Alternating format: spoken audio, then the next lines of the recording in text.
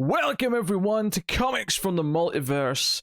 This is a DC Comics podcast. This is the annual episode number 5. We're on number 5 of these. I had to double check because it's been a year. I wasn't sure. That's how annual things work. Yes. Yes, but I wasn't sure because I'm like, wait, are we on 4 or 5? I couldn't remember what the last one was. But yes, obviously, Matt is here. Yeah, that's me. Hi. Connor's also here. Yeah, also here. And I am here. I'm Peter, just for the record. I feel like most people wouldn't start with an annual episode, but just in case, that's who we are. DC Comics Podcast. Normally, the regular weekly episodes we get together, we talk about the news, and of course, the books that we all read that week from DC Comics. This is a very different episode, though. This is our end of year special, a little bit later this year because Connor was without a computer throughout December, so it's a little bit into January. But we are going to be talking about the best stuff of 2020. And maybe a little bit of the worst stuff of 2020 as well, when the occasion calls for it. So we'll look back at the year that was for DC Comics, talk about some of the notable events. We will sit and nominate what writers we think should win Best Writer, and then I actually can't remember if we picked like a writer between us to be the show's pick.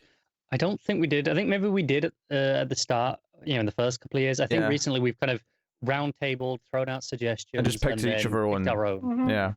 But that will not remain true because we'll do a writer and artist like that. But when we get to the top 10, we will be arguing and agreeing on a show's top 10 books of 2020. That is the one tradition that is stuck since the start of these, seemingly 5 years ago now at this point. 4 years. It's been 4 years. Yeah, that's how time works. Jeez. What is time? It's a flat circle, apparently. Yes. So we're doing that, but we also had the audience vote on many of these categories. So I'll be revealing the winners and their top, sort of the winning top 10 at the end of the show, and what writer and artist won those votes. They also voted on worst of the year, and also a fun section which was, what was your favorite books outside of DC, and maybe we'll throw a few names in that hat too. So. That's what we're going to be doing. This is annual episode number 5. So we will get into it. 2020 was definitely an eventful year for DC Comics in a number of ways, some which are kind of normal in that, there was an event that took up a lot of the year, which was Death Metal. With the exception of the very final issue, number 7, all of it took place in 2020. 6 main issues and the metric shit ton of one-shots, and which, to be fair, that's not always the case that these things fit that neatly into a year. Oh, not at all. No. But obviously that's like a normally thing to happen. Is there's a big event. There was a little bit of the end of Hell Arisen at the start of the year, which you've probably forgotten about by now, but that was there. Still never got me issue 3. So we had that, and then another big thing from a publishing perspective this year is that this was the year of the 80-page anniversary issues, whether it be the 80th anniversary of some characters or issue 750 of Flash or Wonder Woman. We had a period, the first half of the year was like just swarmed, one per month, and it ended up being worse for a reason we'll get to in a minute, but it ended up being worse where we ended up with like 3 of them in 1 month because they all got delayed. So we had a Robin, we had a Catwoman, we had a Joker, Wonder Woman and Flash, and then Detective 27. Right? What does it? That's the one that's notable and sticks out because that was much later. That was like November or something like that. Whereas the rest were all in the first half of the year. A lot. Yeah. And we were of the opinion, at least at the time, that it was probably going to be every month for most of the year until things were forced to change. Yes, obviously we'll get to. Obviously, I'm getting to that. We're glossing over that, but that is, I mean, and they were kind of a mixed bag. I think when they did it for Action Detective 1000, it kind of felt special. Wonder Woman and Flash set in 750 felt like a notable thing. And 80th anniversaries are kind of cool. Once they started doing it for Catwoman and Joker, it was like, okay, these are big characters, but there's a lot. Oh, was Green Lantern this year as well? There was a Green Lantern one. Yes. Yeah. There was a Green Lantern one. Yeah. 80-page giant. It started to feel like any excuse. Yes. So it stopped feeling special and just started to feel like, oh, there's just going to be an 80-page book every month that's going to cost $10. Which and some of them were better than others, but it was always kind of a mixed bag because you had a collection of different stories by different creators, and somehow there was almost always a Riley Rosmo story in there somewhere. Yep. So that was that, but then you have other things, and these are the things where it gets kind of crazy, which are unique to 2020. One of which is super unique, one of which is just relatively unique. Relatively unique is that there was a lot of changes in the company, and that being the mass layoffs in the middle of the year, but most notably led by the sudden departure of Dan Didio, who has been, co-publisher for over 10 years? Very long time. Yeah, something like that. Very long time. So occasional thorn in our side, Dan Didio. And the funny thing is, regular thorn in our side, I think. Yes, it's funny though that we're really only just now in the weekly books starting to feel the impact, because obviously it's not like comics all just change overnight. Like the next few months were planned and stuff was in place. Obviously, some things got taken away very quickly, but it's really only just now with Future State and Infinite Frontier where we're really starting to see, okay, what is the post-Didio landscape going to look like?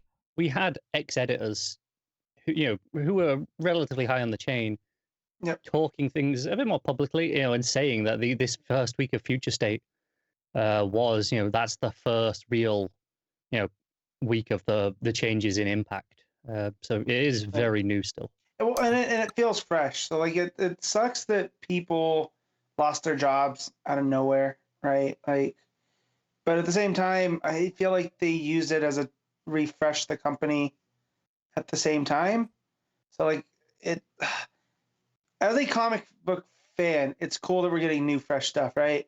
But as someone that loves the comic art form, it sucks that so many good people now have to find new jobs. I mean, we kind of wanted a change at the top level, so Didio going is something we kind of wanted. That's not to say that I wanted him to be fired and like be jobless. It's more but just like that one happened first anyway. That was kind of independent of everything else. Well, and I remember when we heard about it, none of us really believed it.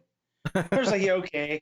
And then it was like, oh wait, no. Then it was like, oh my god, this is the biggest comics news in years, and then the rest of the year unfolded. Yep. Yeah. So that was huge news. Obviously, we talked about that at length when it happened, but Didio going is definitely a seismic shift that we'll be feeling the effect of. Probably when we do this next year and look back at 2021, I imagine it'll be okay. What was the first true year without Didio like? What was that? And what did we accomplish in that year? That'll be a fascinating thing to look back at as a whole at the end of 2021. But the thing that's very unique to 2020, something that had never happened, I mean, I don't know if it ever happened in comics publishing at all, but certainly since we started doing a podcast, it had never happened.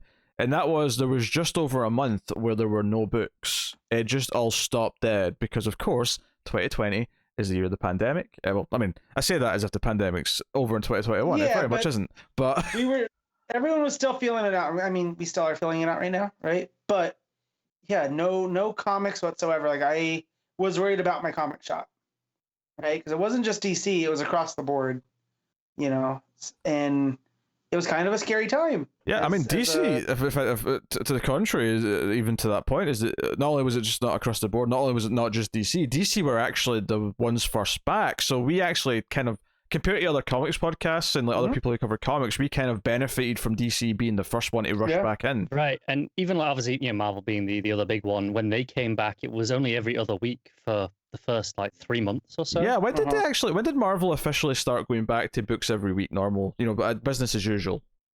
I think it was September, October time. It was fairly late. Because once I mean, June was kind of like, it was very limited in June, but once we hit July, it was like, okay, we're just back to normal now. Right. In terms of books. Barring a handful of delayed books and things shuffled around, But it was still, the amount of books per week was back to kind of normal. It didn't really feel that different.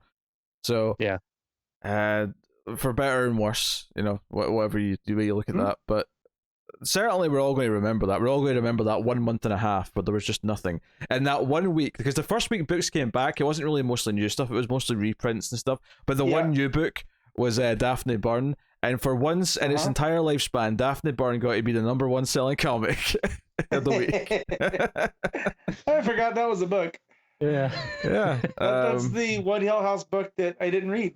Yep. So in fact, which leads me on to the what did they call it? The Oscars, the in memoriam segment. Yes. So I'm going to list the notable books that ended in 2020. So if you can all salute as we say goodbye to to these books. I feel like we need to be playing some sad music. Yes. I mean, this first one is not a book cancellation, but The Flash by Williamson ended. You may be missed. Batgirl, you will be missed. Supergirl, you will be missed. Batman and the Outsiders, you will be missed.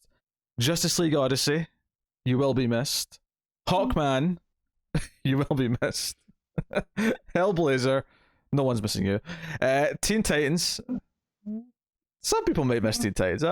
Yeah. Young Justice, you Sure, so wasted your life, I suppose. Lois Lane and Jimmy Olsen, the two Superman, obviously, maxi series. Ended. Yep, Yeah. they're done.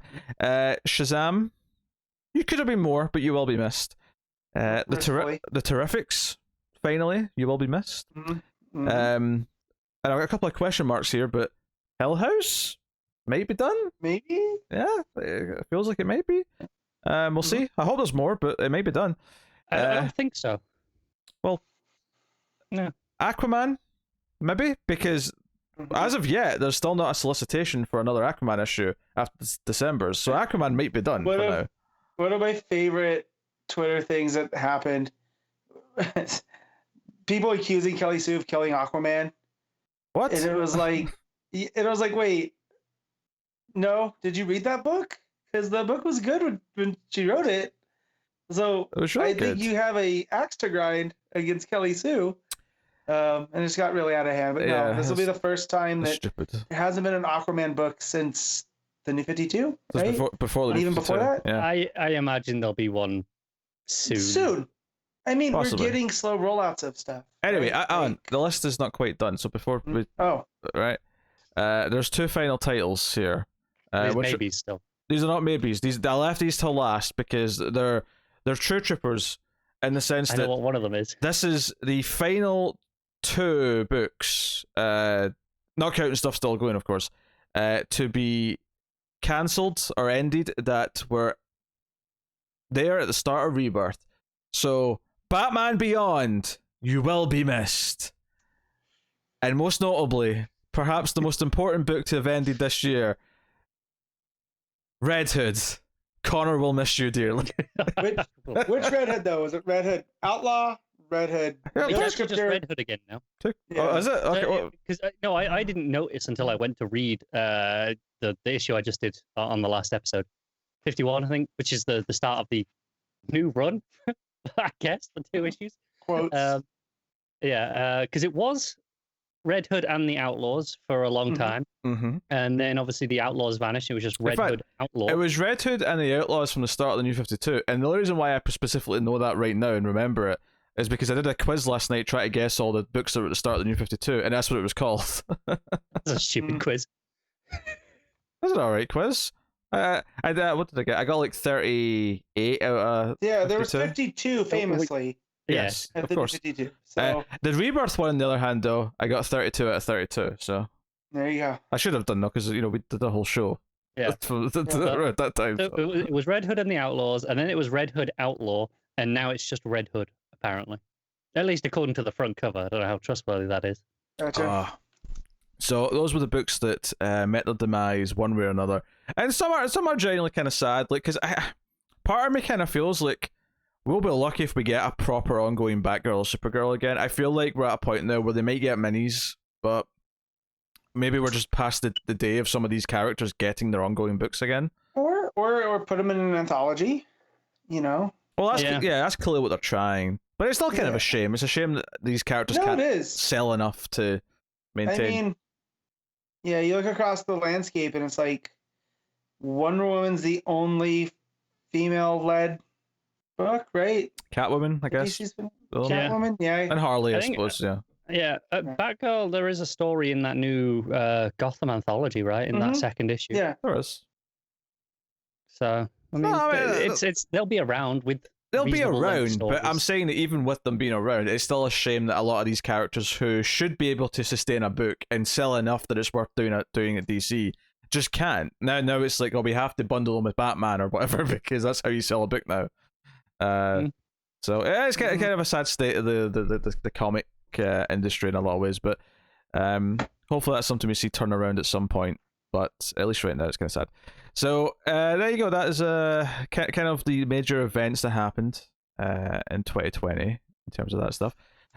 So I think we'll get into some awardsy stuff.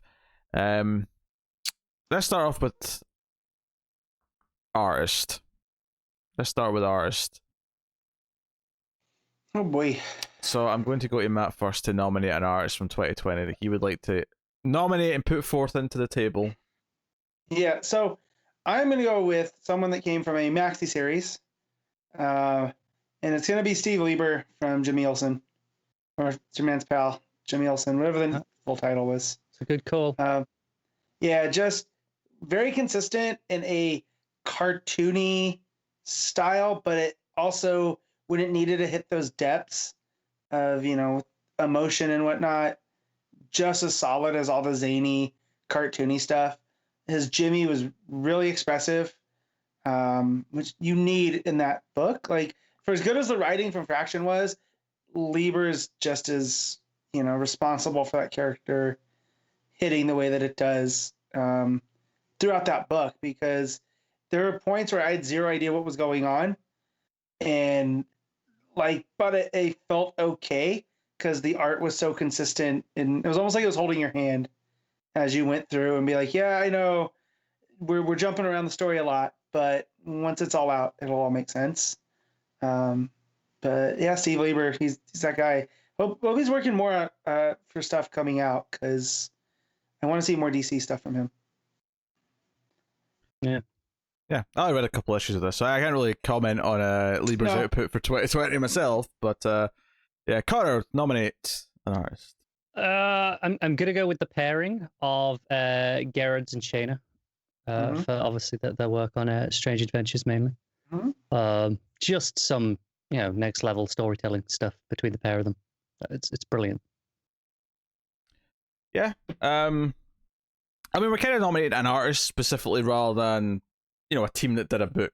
Right, but I think that's the only book that both of them really worked on this year that I'm remembering. Yeah, anyway. for the most part, because it's Doctor Strange. Strange Adventures. That's the name of the book. That started because I was looking through like all the timestamps of all the different episodes just to remind myself what came out this year. That started in like March, so yeah, that was pretty much their year. Right, which is why I kind of just bundled them together.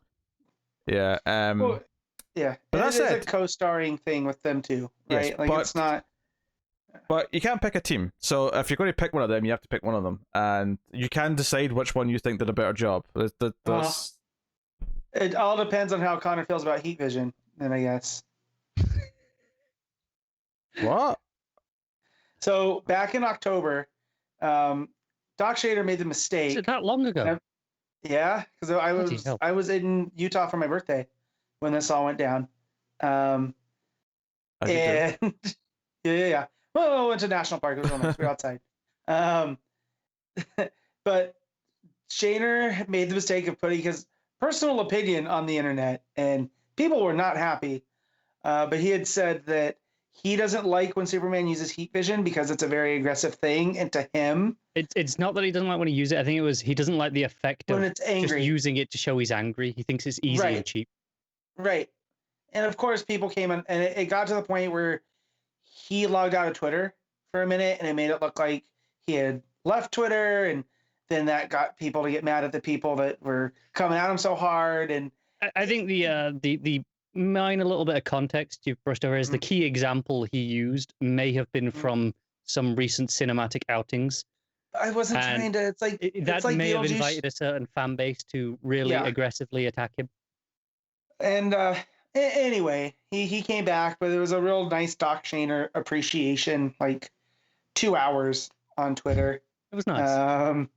Yeah, and stuff. So that's where, if Connor feels the same about Heat Vision, he might go Doc Shaner. If not, he might go Garrett's, right? So that was such a long-winded one over the other than any now. That was such a long-winded explanation of a little joke. It's such a it was such a specific moment and a pocket into the nice side of comics Twitter, which I think is.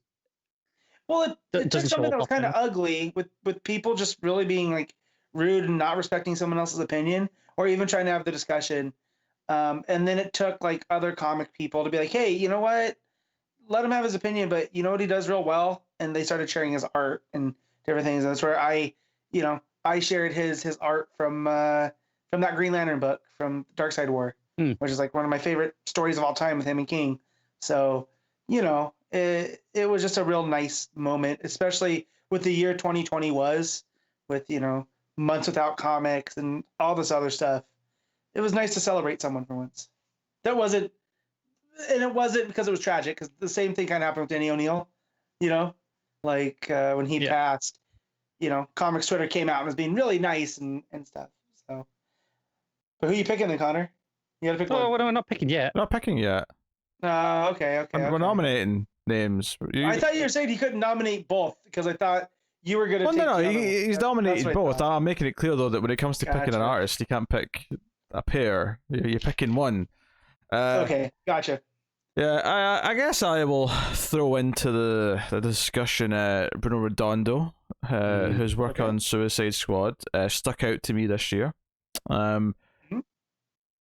Very pulpy, but more than anything, the layouts and the flow of the comic, the way it would go through the action sequences that were sprinkled throughout those books, everything was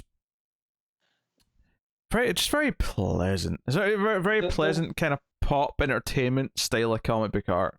Yeah, it's very DC, but it's also his style. So it's like Harley and Deadshot feel like themselves. Like, it's not overly stylized, but it's enough that it's Redondo. Like, it automatically. Yeah. Which I'm always a fan of.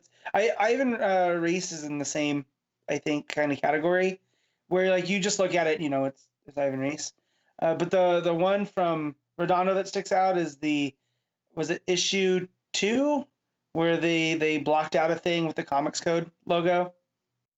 That was pretty early, yeah. Yeah, it was issue 1 or 2, and a big thing happens. I don't want to spoil it for people, but they covered this big thing with a Comics Code logo, and it was very well handled.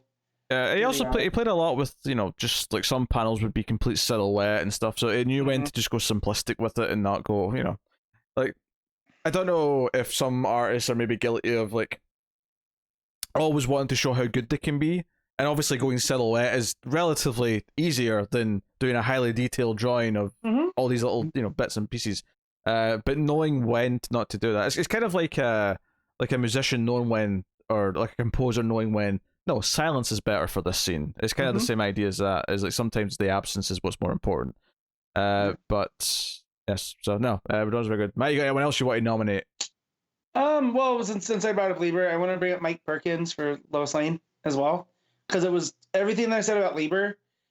Perkins was dark and moody in a book that was, about dark corners and stuff, and sometimes it was a little bit too, when I say sketchy, it felt like a sketchbook kinda, but I feel it really fit the tone of that book. How many rounds of nominations do we have to do before Matt keeps going through all the Superman-related books until he eventually has to say JRG? Not gonna happen.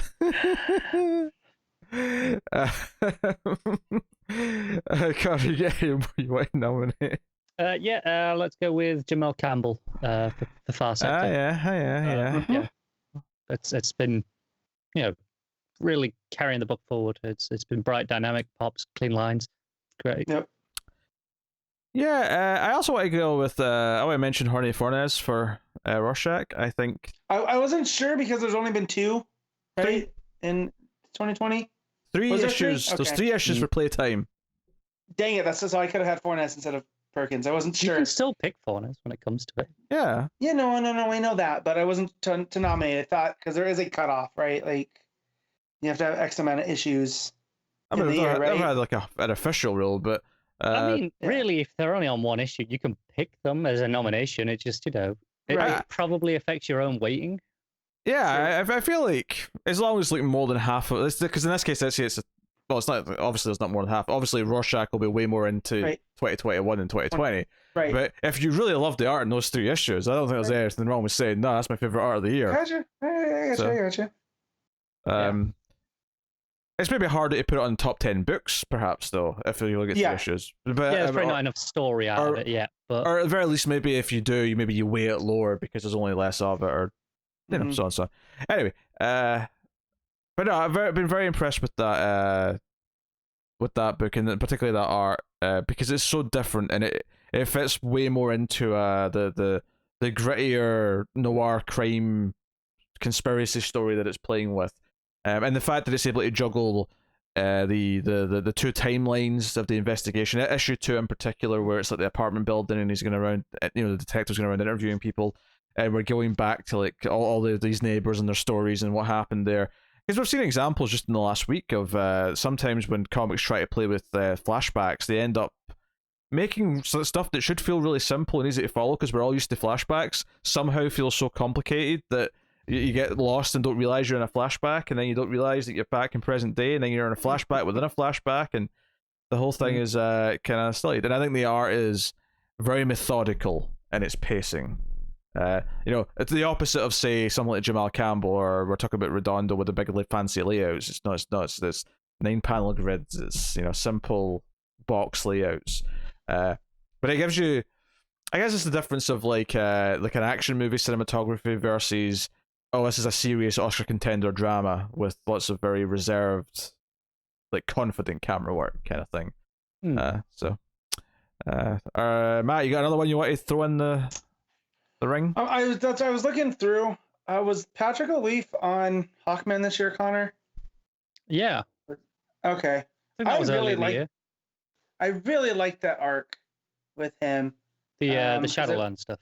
It was the Shadowland stuff, and it was at the beginning of the whole when he swapped to Sky Tyrant. I think that was early this year, because Hell Arisen was early this year still. So I'm assuming so. I was going through and trying to look, and I couldn't find an exact answer, but I really love those. I think there was like 2 or 3 issues with O'Leaf on the art. It was very, compared to what we were getting with Hawkman, it was the complete like opposite. Right, because we were coming off of Hitch with his big, clean, bombastic stuff, which for that story was great. Right. And O'Leaf had, like, with the Shadowland stuff, it was, you know, like Pete was talking about with Redondo and telling stories through silhouette and whatnot. Like, there was heavy shadows on stuff, but it was really scratchy. It was bright where it needed to be to provide contrast. And it was just, as we were talking, when Pete had brought that up, it reminded me, and I was like, I got to figure out if this was 2020 or not. Stuff blends together, but yeah. You got another one, Connor, to throw in? Sure. Jason Fabok. As much as I didn't really care for Three Jokers as a story, I mean, his art was spectacular. Yes, I mean, this is not to downplay because the art's phenomenal, but based on that book being the thing he did this year, or no, last year, is like, yes, congratulations, there's no Gary Frank comics this year, really, so you get the Gary Frank lookalike award. I honestly considered saying Gary Frank for the story he did in Green Lantern. Just the one small story. Well, and the Generations covers, right? Oh, sure. A few covers. That really opens it up. Oh, if we're counting covers, then Martinez get his hat in the ring. Yeah. Now, all I wanted to mention was Stuart Immonen for a Plunge, which was a gorgeous book. I think it's easy to maybe forget those Hill House books a little bit when you're talking about this stuff, but Plunge. So because a lot of the other books started in like all the previous October, so they were maybe only half in this year. Plunge was later though, so Plunge was almost entirely in 2020. And I think those covers were really stuck out as well, because it was all just black, white, and red, with lots of white, a lot of negative space, but a lot of atmosphere, a lot of good stuff. I'll just throw out one quickly before we start making our picks here, but it wasn't. I don't know if there's many this year, but there definitely was still some Dexter Soy on Batman: The Outsiders, and every time it made me very happy to be reading that book. It was really half of the appeal of that book. So I'm sure Dexter Soy's been doing a few things this year, because I remember seeing him somewhere else more recently. Well, I was in the Solicits. He's doing the Green Lantern book. So no, I remember like seeing his art in a more recent thing than that. Pretty Not sure close. where off the top of my head, but he's definitely bounced around a couple of different places. But yes, all right. Oh, that's what it was. It was the Tales from the Dark Multiverse Hush issue. Oh, there you go. Just last one from me, Greg Capullo for Metal. Yeah, I almost didn't mention Capullo there. Yeah. All right. Well, the time is nigh. So, Matt, you're gonna have to do it. Who's your artist of 2020? I'm gonna go with who I started with Steve Lieber. That was a whole book that was really a perfect showcase of his art, you know. So I'm gonna go with for 2020. Connor? No, that's a good choice. I'm gonna go with Bruno Redondo because even though Pete suggested it, I had him on my list for the next round of suggestions. Just great storytelling. Loved it. Yeah, I'm conflicted by a few, because there's definitely some of these names that I only really get into and discovered this past year, and that was Redondo is definitely one of those. I mentioned him in there; it's fantastic. I love what Fornes has been doing on Rorschach, and I'm really tempted to pick that. But I actually think I'm going to go with Doc Shaner to just bring it back round. To one of the first names. Obviously Gerrard's is fantastic, and I'm sure Gerrard's won at least once, if not twice, for Mr. Miracle. But the Shaner stuff's such a nice breath of pulpy fresh air in that book, and then obviously the fact that it represents kind of the lie and the fake version of things and the ideal, So it's wonderful. So kind of funny after all that we all picked first round picks. Yeah. Not our own necessarily though. No, me and you picked each other's, but yeah. Well, you went before me, so in my defense, you had I didn't have a choice. You stole. Whereas you could have said Redondo first if that was what you were going to pick. I didn't know who I was going to pick. I just thought Redondo will be on the next round. To be fair, I didn't really know who I was going to pick. I had a handful of names I wanted to mention, and I was just okay, gut instinct. What do I want? And it was tough. I mean, there was a lot of good art this year. It was, yeah. Some bad art, of course, but a lot of good art. I was sending brainwaves trying to make you say JRJR. Like your brain just short circuited. No. It didn't work.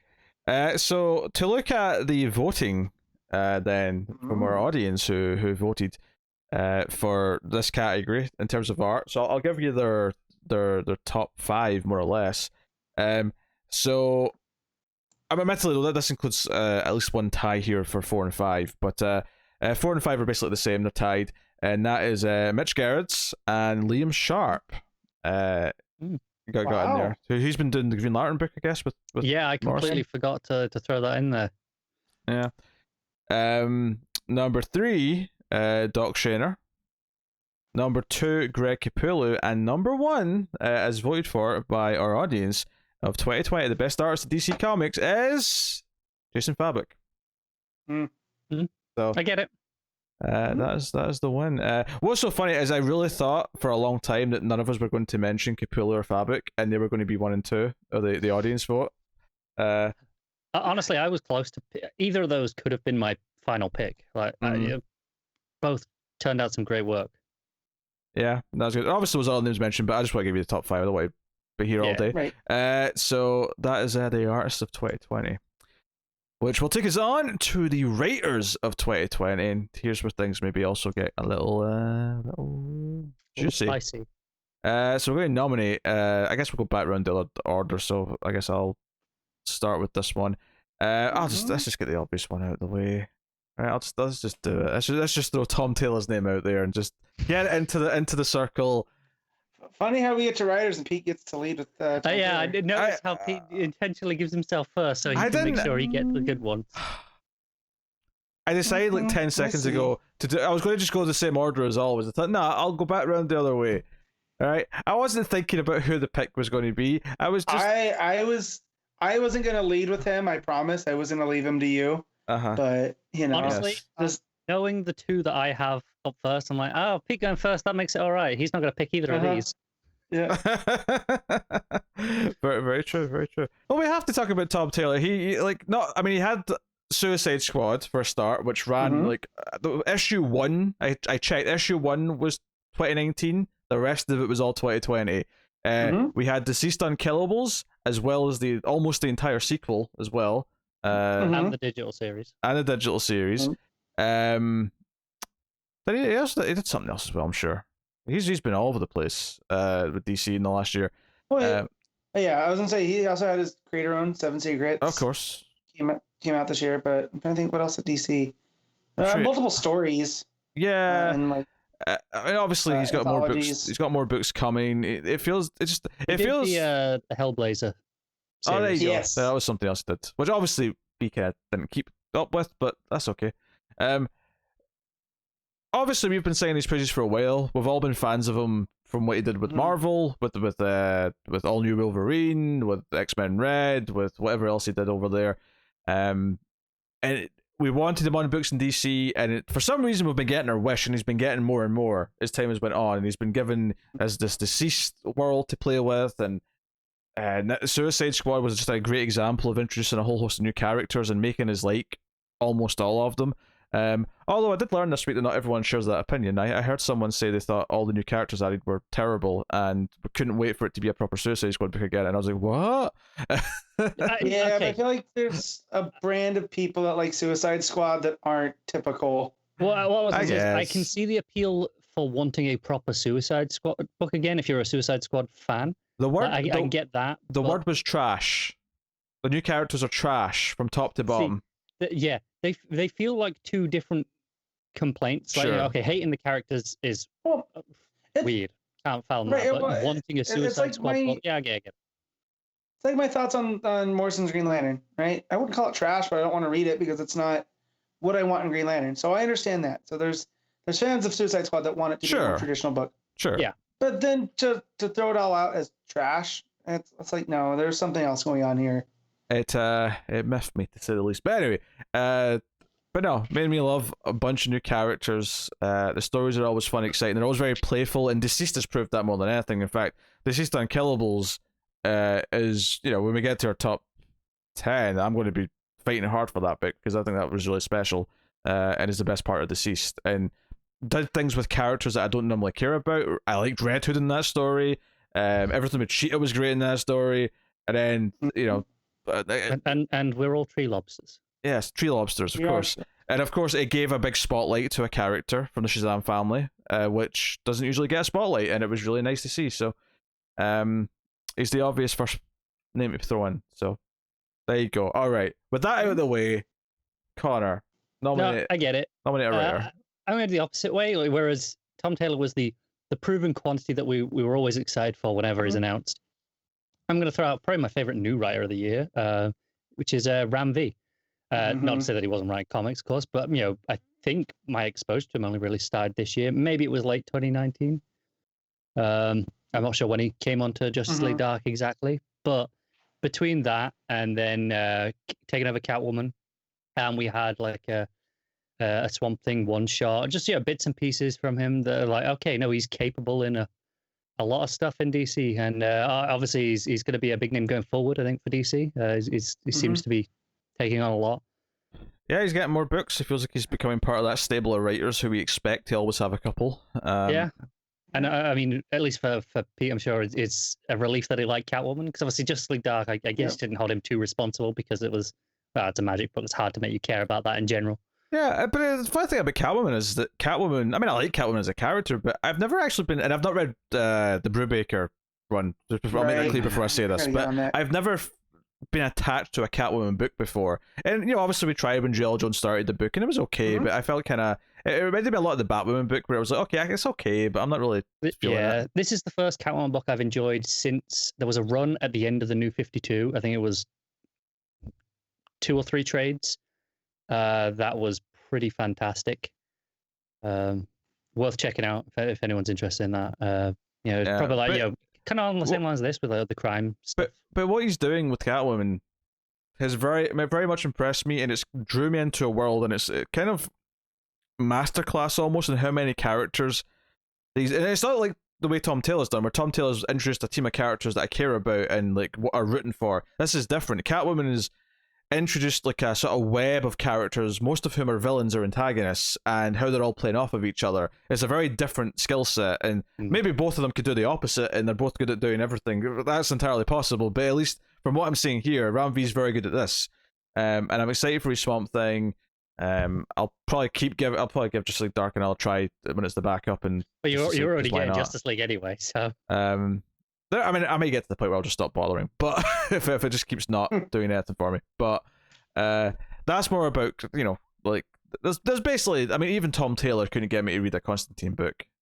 You know, I read that first issue and was like, I mean, it's fine, but it's Constantine. I just don't care. There are lines. There are lines that no one can make you cross. Which, funny enough, he made me, you know, just to go back to Taylor for a second, he made me like Red Hood and Unkillables, but he couldn't make me like V here. But he couldn't let me make me like. I'm having a moment. I'm having like a realization here that I think I like Jason Todd more than Constantine. Is the point I'm trying to make? Oh man, Which is terrible person. Which is not saying much, but clearly the potential is more there for me to attach to Jason Todd than Constantine, and it dirties me a little bit to say that. I don't like it, but that's what it is.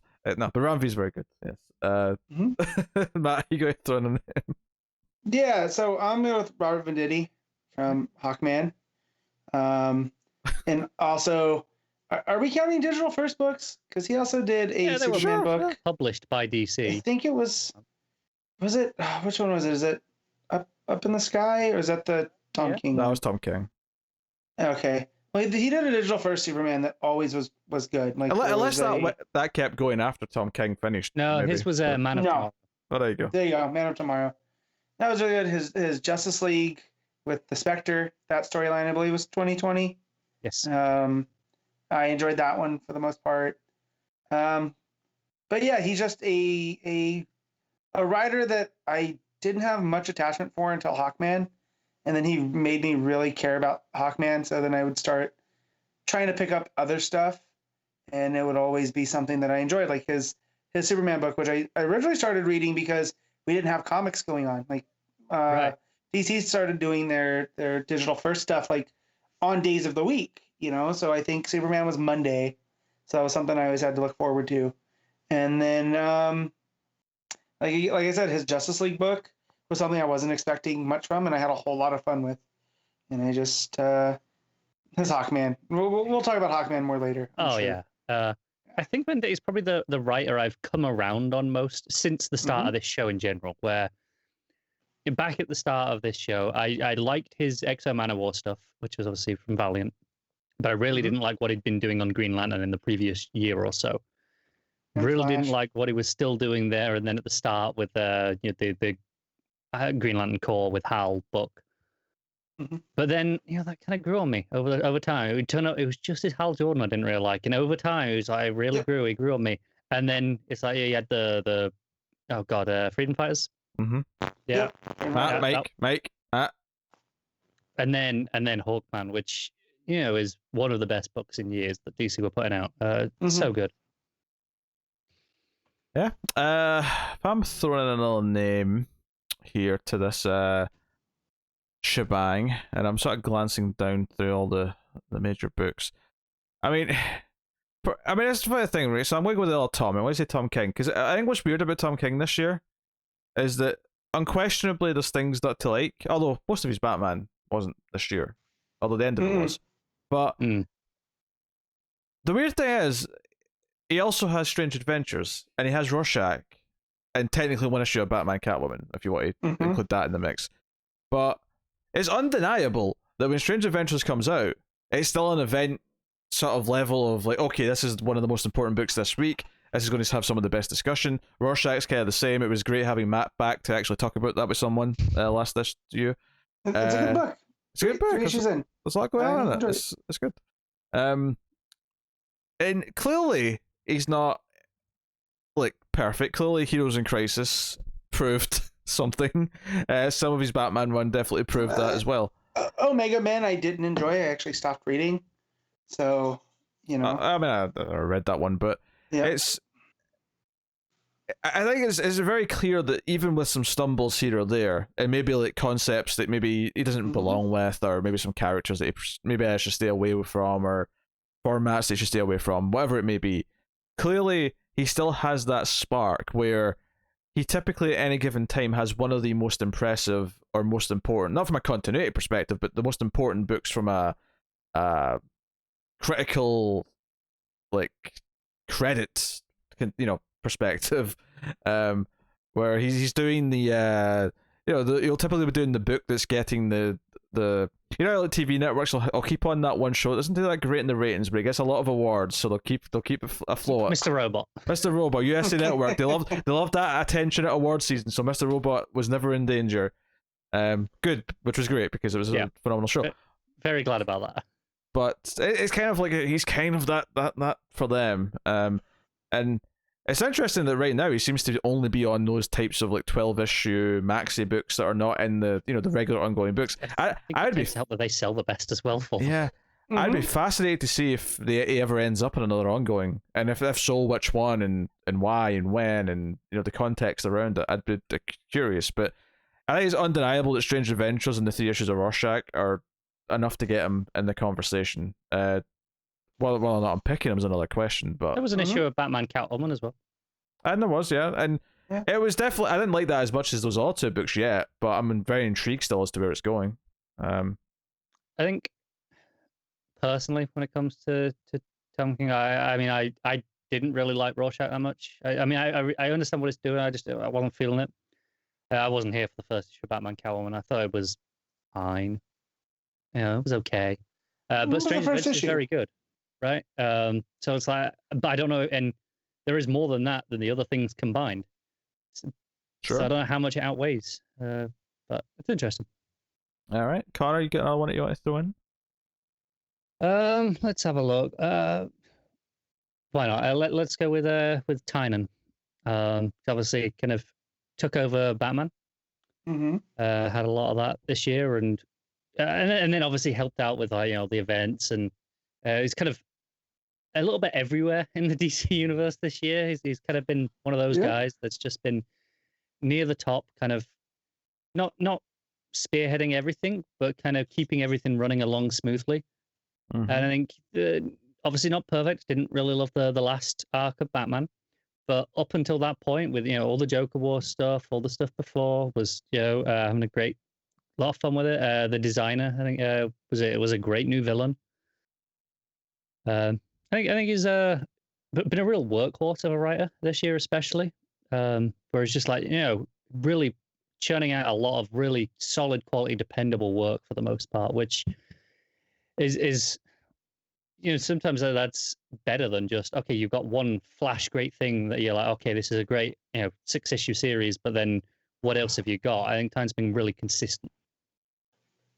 Matt, you got one you want to throw in? I'm trying to think, because again, this year everything kind of bleeds in, right? I was gonna say Jodie Hauser, but I looked and it was really only Supergirl. Just that last arc. A couple issues of Harley and Ivy, which I really enjoyed. Trying to think, was Wilson on Wonder Woman this year, or was that the year before? I think that was most of the year before. Dang it. It might have been a little bit at the start of the year, maybe. Yeah. Sure. Well, then I'm out of people then. Oh, jeez. All right. It's a pretty small pool of writers then this year, it seems. Well, I've got a couple. I mean, this is only round 1, so this is. Yeah. I've got a couple more to mention. Go ahead then. Well, I mentioned Joe Hill because I like both Basketball Heads and Plunge. I think both of those are worth getting his name on there. I think the other one I wanted to really mention as well, it makes him like a spattering. I think there's enough different things that I think Jeff Lemire's name should be mentioned. Between The Question, The Deaths of Vic Sage, and The Smile Killer. I was just looking at that. I think he only had 2 issues of The Question, and then the last 2 issues of the Smile Killer / Killer Smile, whichever way around they were. Yeah, but as much as for a start, that's actually half of both of those things because both of them are 4 issues. It's weird. It's like 4 issues, and that's it. It is, but the Question ones were bigger for a start. But ultimately though, it's just like the fact that you have 2 different things and they were both so good. They were very, and they were all very low key as well. They were kind of like, even though we love Lemire, it was kind of like, I don't feel that important in the context of things. But then you actually read the issues and it was like, oh, this is really good. The only thing that hurt the first couple of those the Joker story issues was that it was right around the same time we got Harleen, and there was some overlap in terms of concepts that was a bit unfavorable. But that killer smell stuff got really good towards the end, so I do think that's well worth mentioning. So yeah, it's a good show. I did think of it myself, but I thought maybe it's not enough. But I mean, if that's enough to be in the conversation, then yeah. I think so. You got any more you want to nominate? I'm just having a scan to see if anyone sticks out at me. No one's really jumping out at me, admittedly. I'm just hoping someone will be like, oh yeah, them. If you've got any more, feel free. I'm just chuckling at how great radio this is. I'm looking down. Let's see if anyone jumps out. I obviously wasn't very prepared for this, and I'm just like, well, I'm gonna look. I've only got like one writer I really like this year, and well, that's not true. There was also Venditti that I really liked. But Matt obviously already mentioned that. Oh, that was my thing. A lot of the people I wanted to bring up, you guys brought up, so I was like, That was my list. That was my short list. I think it's a pretty small pool of writers that I really liked this year, but they've all done multiple books. Yeah, between like 3 or 4 of them is maybe like 10 books. It's interesting to me that there's not even a temptation for either me or Matt to mention Bendis, and I think it's because his 2020 was not that good. It was all over the place. Legion and Young Justice were just poor to kind of whatever. And then Action and Superman, well, typically the writing I was mostly on board with. Not always, but mostly. Obviously, Action was completely burdened with terrible art all year. Right. So, right. Yeah. There's just no choice there. I think last year when we were talking about Naomi, it was like, oh, yes, this is worth considering. But that and Leviathan were both him thrown with his fastball. Oh yeah, Leviathan. Yeah. Those where I felt like a lot of the stuff with Superman, it got kind of lost and was almost too ambitious. Well, actually, that's the thing is I would say his best issue this year because we did have that one shot Leviathan Wakes or whatever it was called. Yeah. That one shot was this year. I think that's probably the best thing he wrote this year. Yeah. For sure. So, but yeah, I'd said the only other name that really that I'm really finding at all is Matt Fraction for the Jimmy Olsen stuff because again, it was really dense, smartly written. I didn't want to be a self-fulfilling prophecy and bring up Rucka and Fraction. I mean, you only mentioned one other writer. You could have got away with it. I mean, I think that's the other thing is that some of the other obvious names that normally come up in this conversation have had kind of weird years. Like Jeff Johns only wrote a few issues of Shazam. And they were all right, but they obviously weren't his best work. And 2 Jokers, yeah. So definitely not like a standout year for him. Whereas the year before, when we were talking about Doomsday Clock, it was like, oh shit, give Jeff John all the praise. Right. Other examples. Snyder had Metal, but not much else that I can remember. Yeah. And while Metal was pretty good, for sure. There was a lot of it, to be fair. Yeah, that's true. So I mean, maybe it is narrowed down to a few choices this year. So I guess without further ado, we will make our picks for what our best writers of the year are. So, Matt, make your choice. As much as I want to give it to Venditti for Hawkman, the book I would always read. Like I would wait to get it from the store. I wouldn't try to read it digitally as much as I would want. Was anything by Tom Taylor, whether it was Deceased. Hold that thought. Tom Taylor. You may continue. Yeah, whether it was Deceased or it was Deceased Unkillables or Suicide Squad, which was a book that constantly was like top of the reading order. It's just, my kind of writer. So. Yeah. Connor, what's your pick? Yeah. In the same way Matt really wanted to pick Vendy, I kind of want to pick Ram V, but also, my shop knows anything by Tom Taylor, you add it to my order. So. 1 second. Yes. Tom Taylor. Continue. I really thought you were going to save that for the inevitable moment when the audience have definitely picked Tom Taylor as their writer, because there is no doubt in my mind. You don't know that. I've not seen the list. I've not seen any of the votes, but there is no doubt in my mind of our audience. But yeah, go ahead, Pete. You can pick Tom Taylor as well now. That's my choices. Tom Taylor. There's no other choice. No. Everything his name's attached to, I'm excited by, and like obviously there's Hasn't other. let us down yet either. Yeah, it's true. Not let us down yet. So yes, as for the audience vote on writers, again, I'll do a top 5 here. And there's some interesting names that just missed the top 5, but number 5 was James Tynion IV. Mm-hmm. Number 4 was Tom King. Number 3 was Ram V. Number 2 was Brian Michael Bendis. Weird. That's interesting. An interesting shape of things. But it is notable that number 1, with the biggest gap between a number 1 and number 2 out of any of these categories, is Jeff Johns. No, I'm kidding. It's Tom Taylor. Tom Taylor. Look, Taylor had a great year. Everyone's happy with Taylor's work. It's everyone's on board, right? This is a pro Tom Taylor podcast, and clearly our audience are also pretty pro Tom Taylor. Even if it's possible that some of those votes for Tom King were actually for Tom Taylor, and the gap should have been even higher. I mean, that's even funnier. But I think it's funny, because obviously there's definitely some names that popped up in some of the choices, especially when we get to like just best books, where clearly there's books that none of us like, but clearly some of our audience do. So they're maybe appearing a little bit higher than we'd otherwise expect. But our love of Tom Taylor seems to be the thing that unites us with the audience. It's universal. So, patron saint of the show.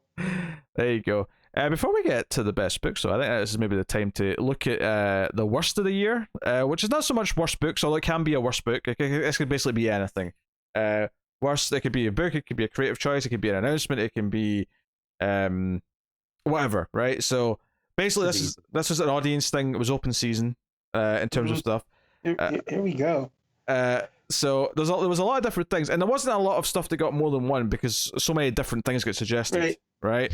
But there was a few things that had multiple votes. So I'm going to give a top 4 because these are the only 4 things that multiple people said. Can we try and get some of them? Okay. So there's 4 things that multiple people said. Although I'll tell you if you get something that someone else said. Although these are not in any particular order, and obviously, obviously, depending on how you phrase it, it may not match the alphabetical, even if I did put it in alphabetical order. So just give me a second every time you say one. But all right, do you want to guess something that was nominated as the worst of the year from the audience? Go. JRJR. That's number 1, baby. JRJR is the worst of the year. Yeah. Unsurprising. That art is like a nuclear bad. That's how bad it is. Matt knows the phrase nuclear heat when talking about wrestling. That art is nuclear heat. He is X-Pac heat. Yes. It's just go away heat. Yes. Yeah. That is it.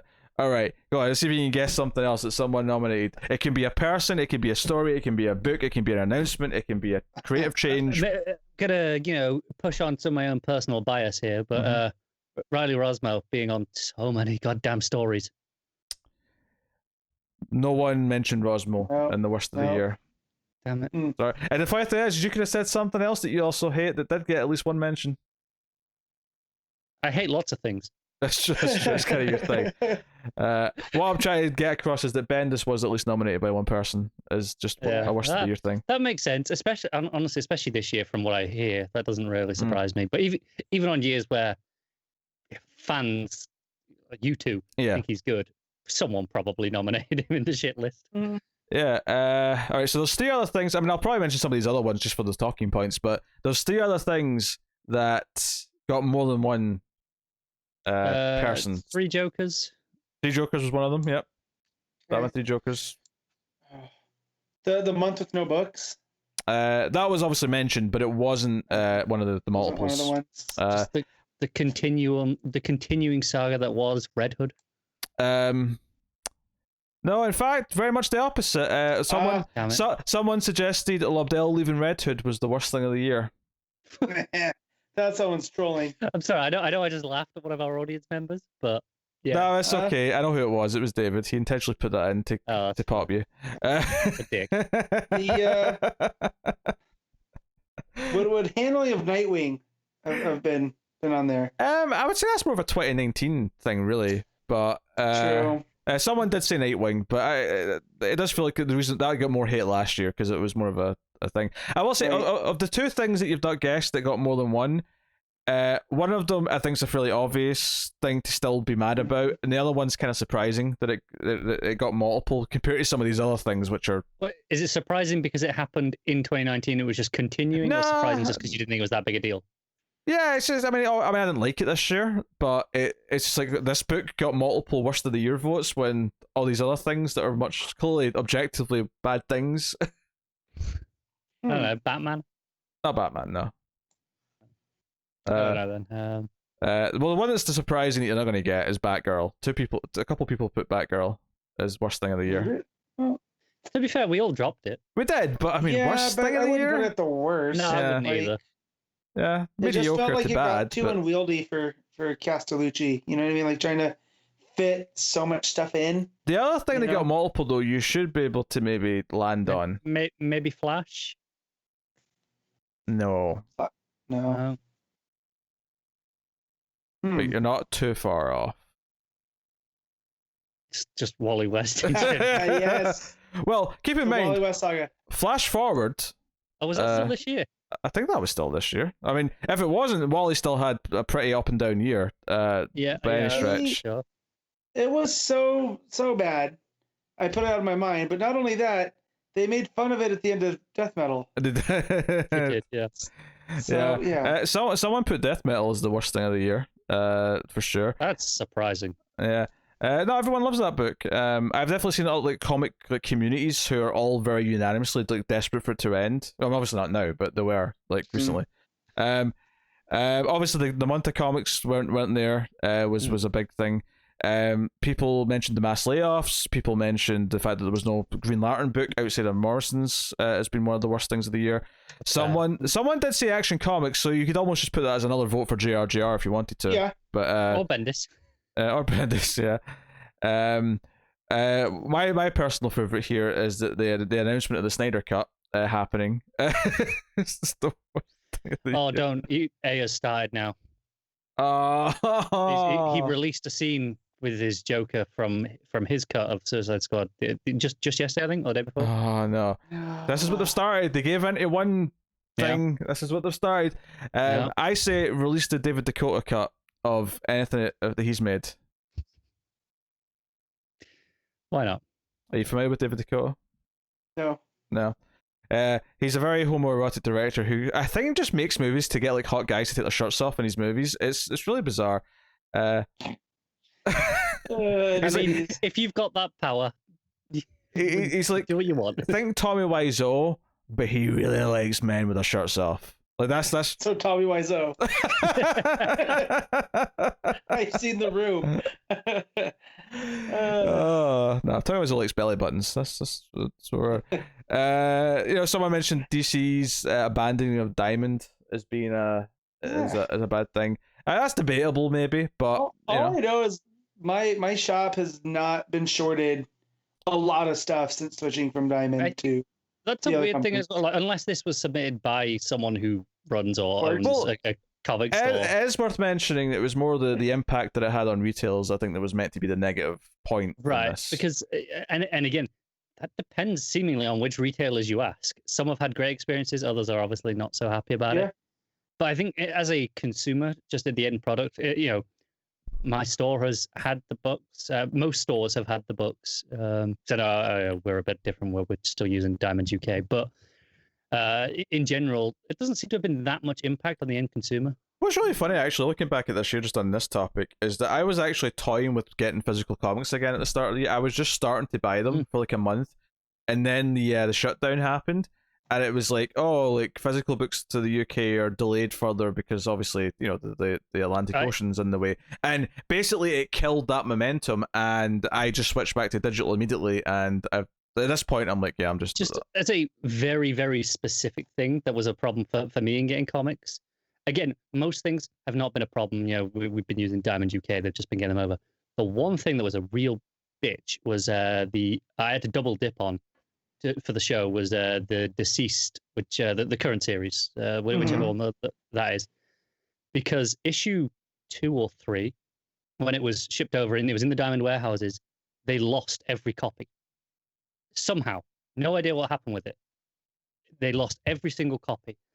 There was still so obviously the following month they received the next one and then and the next one, and so I think it was 2 that went missing because 3, 4, and 5 all got them all at the same time as 2, because they had to wait for them to go and do another full printing of issue 2 to get more copies over, and they were holding all the issues of 3, 4, and 5 onwards at the warehouse and just not giving it to stores until 2 arrived. I love the idea that there's one guy out there with an eBay account who's got 5,000 copies of Deceased.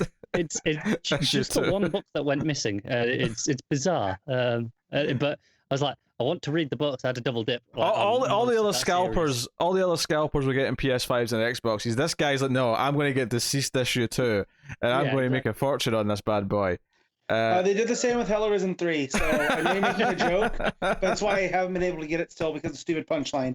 And that might be why I still have not read the Punchline book. Okay, okay. The even though I bought it, stupidly, Oh, that's worth the reading. Connor had his negative opinion, but I thought it was worth reading, for the record.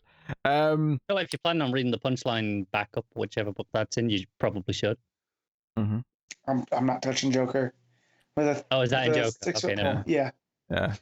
I actually think it sounds like a good Gordon story, so I'm going to be trying it. Yes, I know. Gillen March art aside, which is a lot to put aside. But so yeah, there's a few more things, but those were most of the stuff that I think were interesting or obviously notable enough that it should be mentioned. But there you go.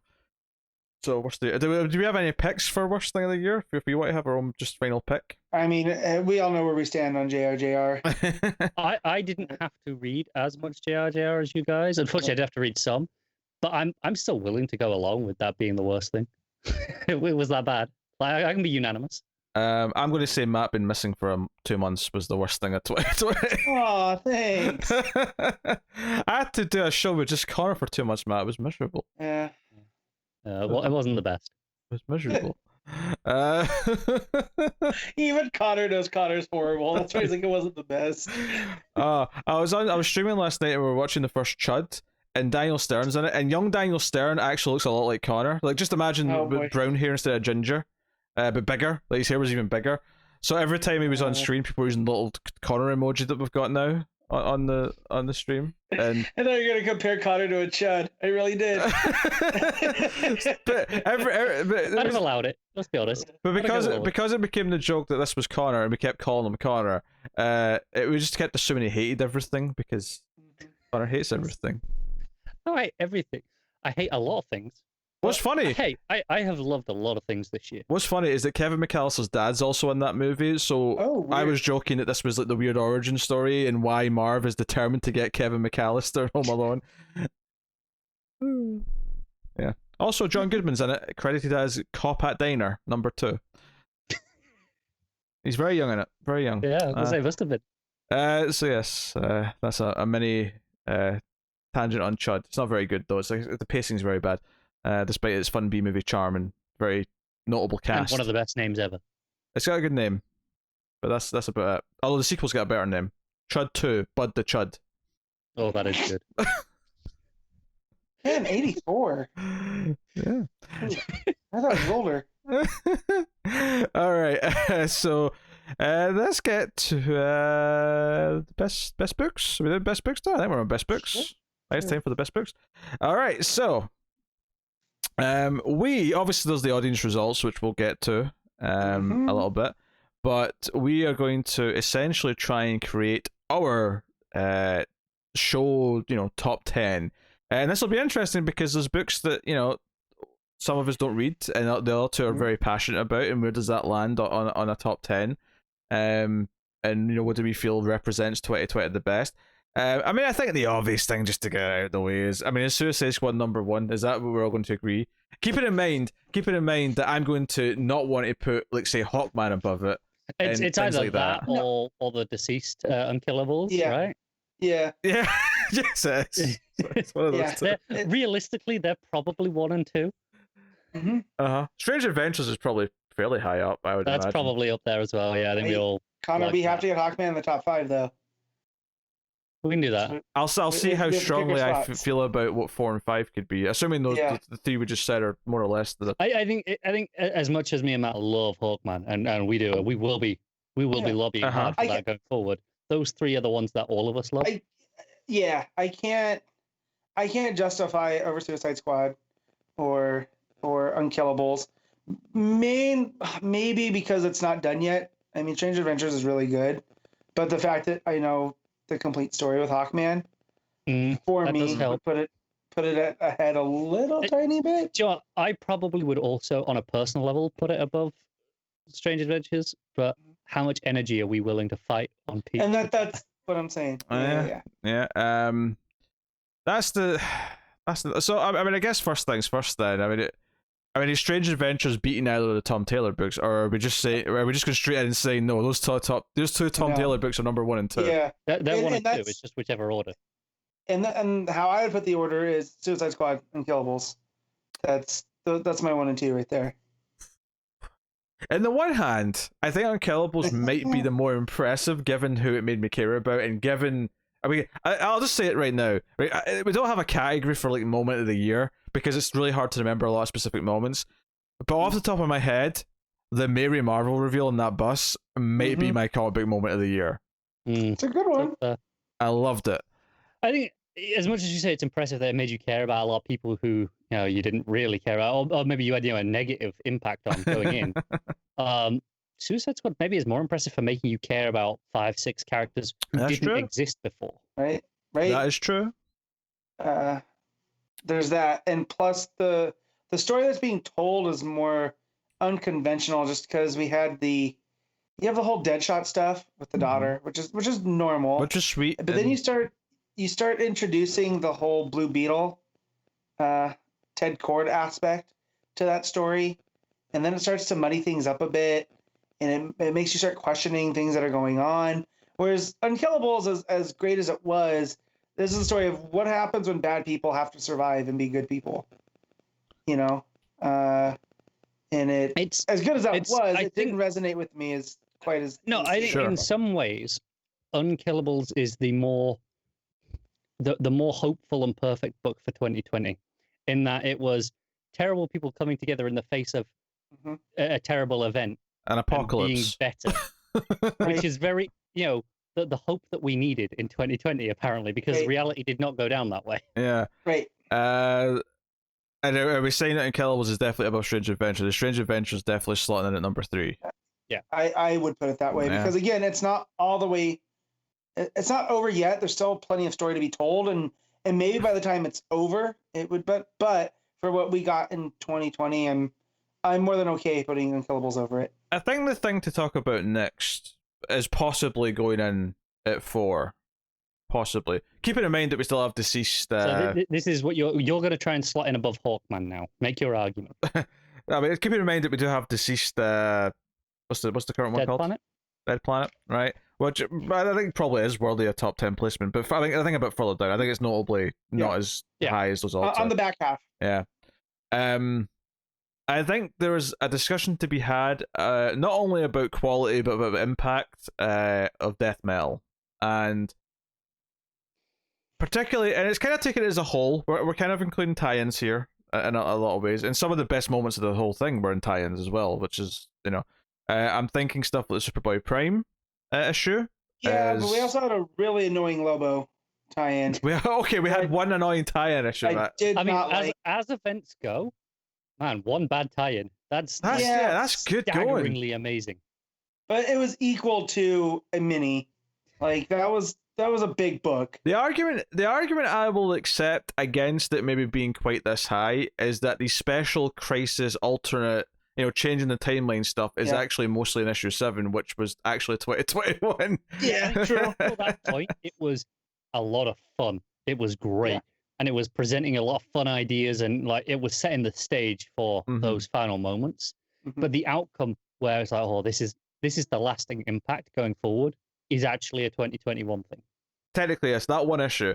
I mean, as far as arguments for, I mean, it definitely should place in the top 10. I think stuff like that Teen Titans one shot with all those Titan stories, I think is a special moment. I think the Superboy Prime issue is a special.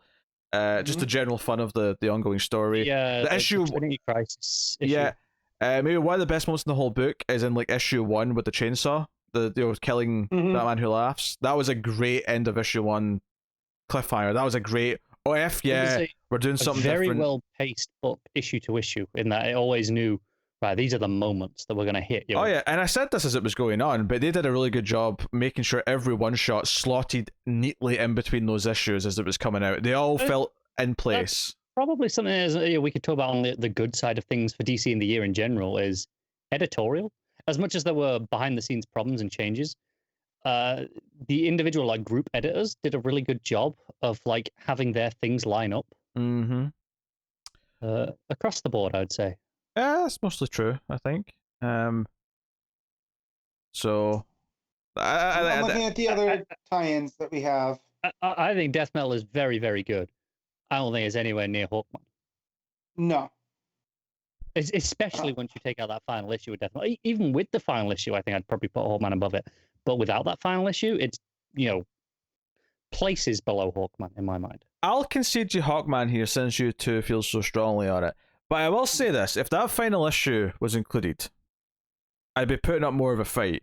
And I'd be putting up that fight largely based on kind of the importance of it, which and admittedly, obviously quality is kind of the more important thing here. But when we're talking about the top 10 of the year, and while it is mostly the 10 best, and in many ways, sometimes the top 10 is also about what was culturally relevant or what was, and in the case of like a DC Comics podcast, and we're talking about the ongoing comic world, the end of that event and what it does to the timelines and what it does to what the future of the books are going to be for the next several years is very important. But that final issue is in 2021. The very first week of 2021. So yeah, and I'll counter that by saying a lot of the, what was it? The epilogue of Metal kind of also plays out in the end of Hawkman. That's kind of true, actually. 2 issues of it gets back to them choosing which of their lives they get to go back to, and they choose the Justice Society era, and then it kind of plays out with what that means going forward through time and space as the Hawks. Those like the last 5 or 6 pages of the final issue of Hawkman, which I think I had to speak about my own. I think that was when Matt was away. Yep. Holy crap! Like that just set up like this entire thesis for decades of stories of here's a blueprint for what you can do with Hawkman if you got no ideas. Right. So and that's wonderful. Yeah. And I feel I had a lot of the same feelings there that I did when I got to Death Metal. Right. And I feel like Hawkman's kind of the perfect character for that, because Hawkman kind of is representative of what the DC multiverse is. Like the take on Hawkman was always, it was so confusing. And then when I was trying to explain Death Metal to my wife, I kind of got caught up on all these different things. I was like, oh, this is the Hawkman thing. This is just a uniquely DC thing, with how messy kind of the multiversal shenanigans can be. So I do feel like if Pete really likes that ending, it kind of happened in 2020 in the pages of Hawkman. Yeah. All right, we can have Hawkman at number 4. I mean, I think me and Matt are happy to accept. I mean, I know I am Death Metal at 5. I mean, that makes some amount of sense.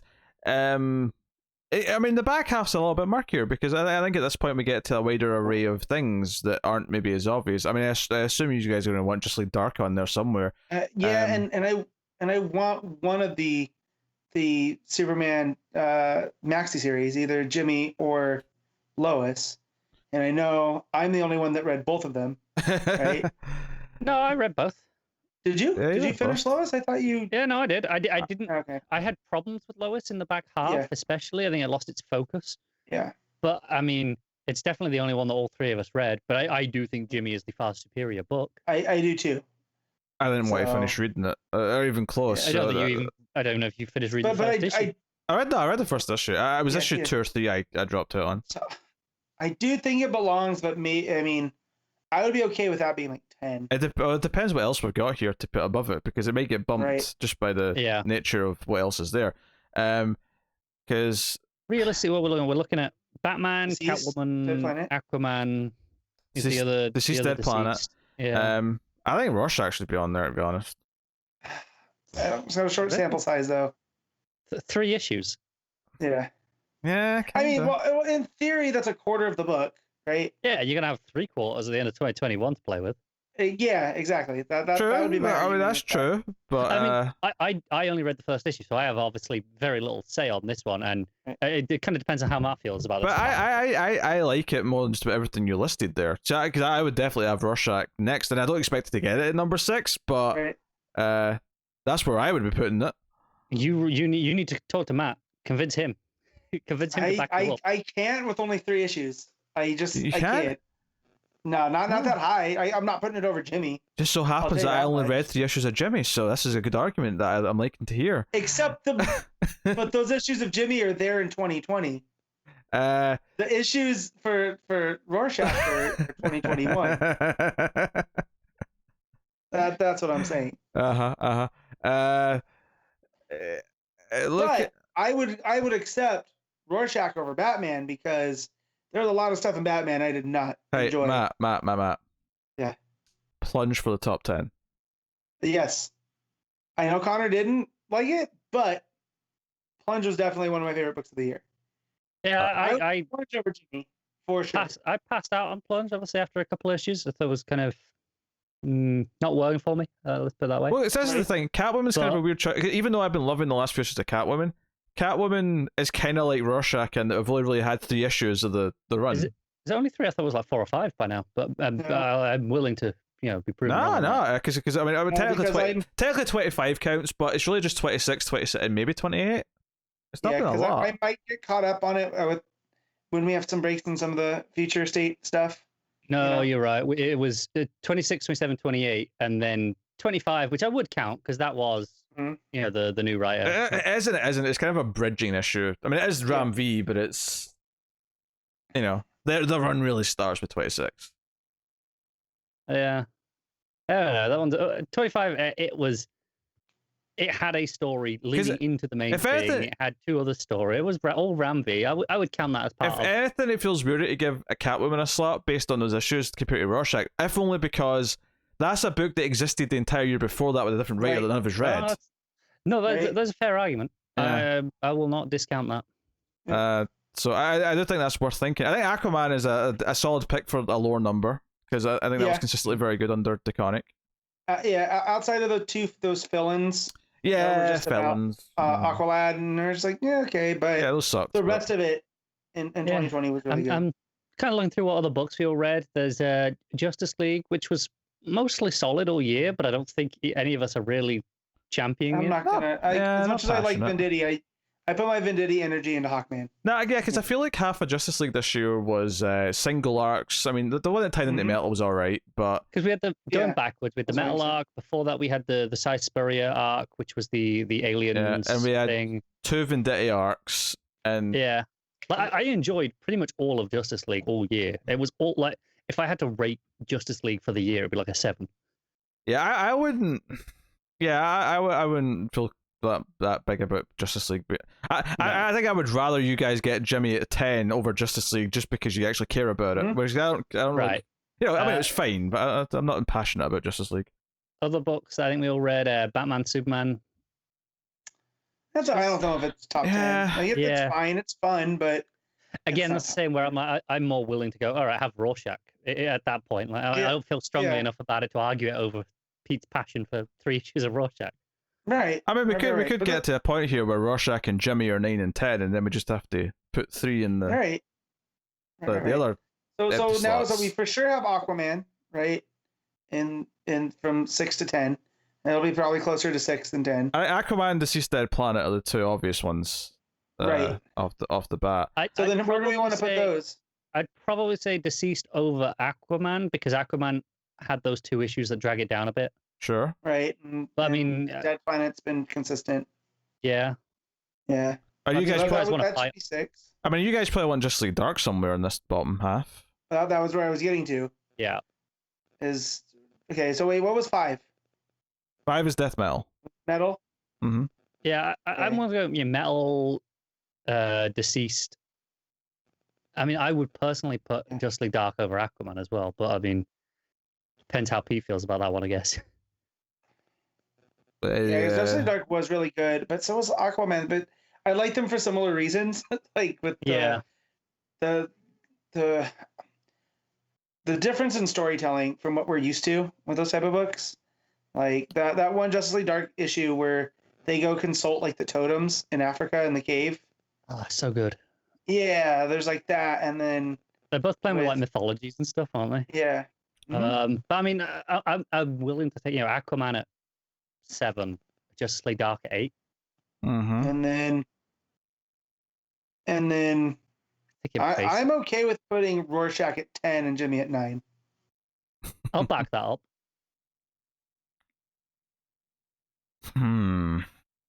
The only other things that I could really put forth, and again, this would still be not a fair fight because Connor's not into it or read it, but I mean, I think Batman and the Outsiders could, I mean, and my own personal top 10 would squeeze into the list, I think. Yeah. On a personal note, I'd be more happy to allow that in than Rorschach. No, I want Rorschach more than I want Batman and the Outsiders on there. Well, okay, what about Plunge? Plunge or Rorschach? Oh, Plunge should be on the top 10. Yeah, Plunge should be in the top 10. So I could theoretically do Plunge 9, Jimmy 10. Rorschach would be 11 then, and that would Plunge over Jimmy. I mean, hell, I'd put Plunge over Aquaman if I'm being honest. I'd go even higher with that, but how strongly does Matt feel about that? I mean, I could do that too. Because Plunge I did really love, but that's because again, it's how about we split the difference and it can go below Aquaman but above Justice League Dark, so it gets like an extra place up. Okay, it's not going up too high. Well, that would land us on the following: number 10, Jimmy Olsen; number 9, Justice League Dark; number 8, Plunge; number 7, Aquaman; number 6, Deceased Dead Planet; 5, Death Metal; 4, Hawkman; 3, Strange Adventures; 2, Deceased Unkillables; and 1, Suicide Squad. Are we feeling content with that? Yeah, I don't think it's never going to be perfect for any of us. This list can never be. Well, that's the fun part of this is we have to. I think it's an acceptable compromise. Out of all of those, I think I might be the only one that read all of them, and I missed 2 months. You kept up with the good books there, Matt, clearly. Yeah, I know I did. There's 3 there that I didn't really read or quit at some point before. Which ones did I didn't read? I can't remember the whole list, to be honest. There was a couple near the bottom half. There was Plunge, and yeah, that's it. Just Plunge for Connor, I think. Just Plunge for me. Oh, that's not too bad, yeah. So there you go, and I guess notable mentions on top of that 10 being Rorschach, Catwoman, maybe Batman the Outsiders. Batman the Outsiders for sure, because that was a lot of fun. Trying to think what else. Some of the other stuff we mentioned earlier. Dollhouse Family. Yeah, Dollhouse Families. Oh yeah, that would definitely be the honorable. That was my favorite Hill House book. After Plunge, like it's weird. I don't consider Plunge a Hill House book because it doesn't have that same. Like I know there's a horror vibe. I think all the rest are more overtly supernatural. Yeah, and so Plunge definitely is more of that sci-fi sided thing. So, but Dollhouse out of those, and the other ones. Sure. Definitely. I guess that's the top 10. I'll repeat that one more time for anyone who's just wanting to have it confirmed. Number 10, Jimmy Olsen. Number 9, Justice League Dark. Number 8, Plunge. Number 7, Aquaman. Number 6, Deceased Dead Planet. 5, Death Metal. 4, Hawkman. 3, Strange Adventures. 2, Deceased Unkillables. And 1, Suicide Squad. So I will now reveal the audience vote for the best books of the year. I will do the top 10 for this. Since it's obviously a lot of suggestions were put in. People set in their top 5s and they got points depending on the placement.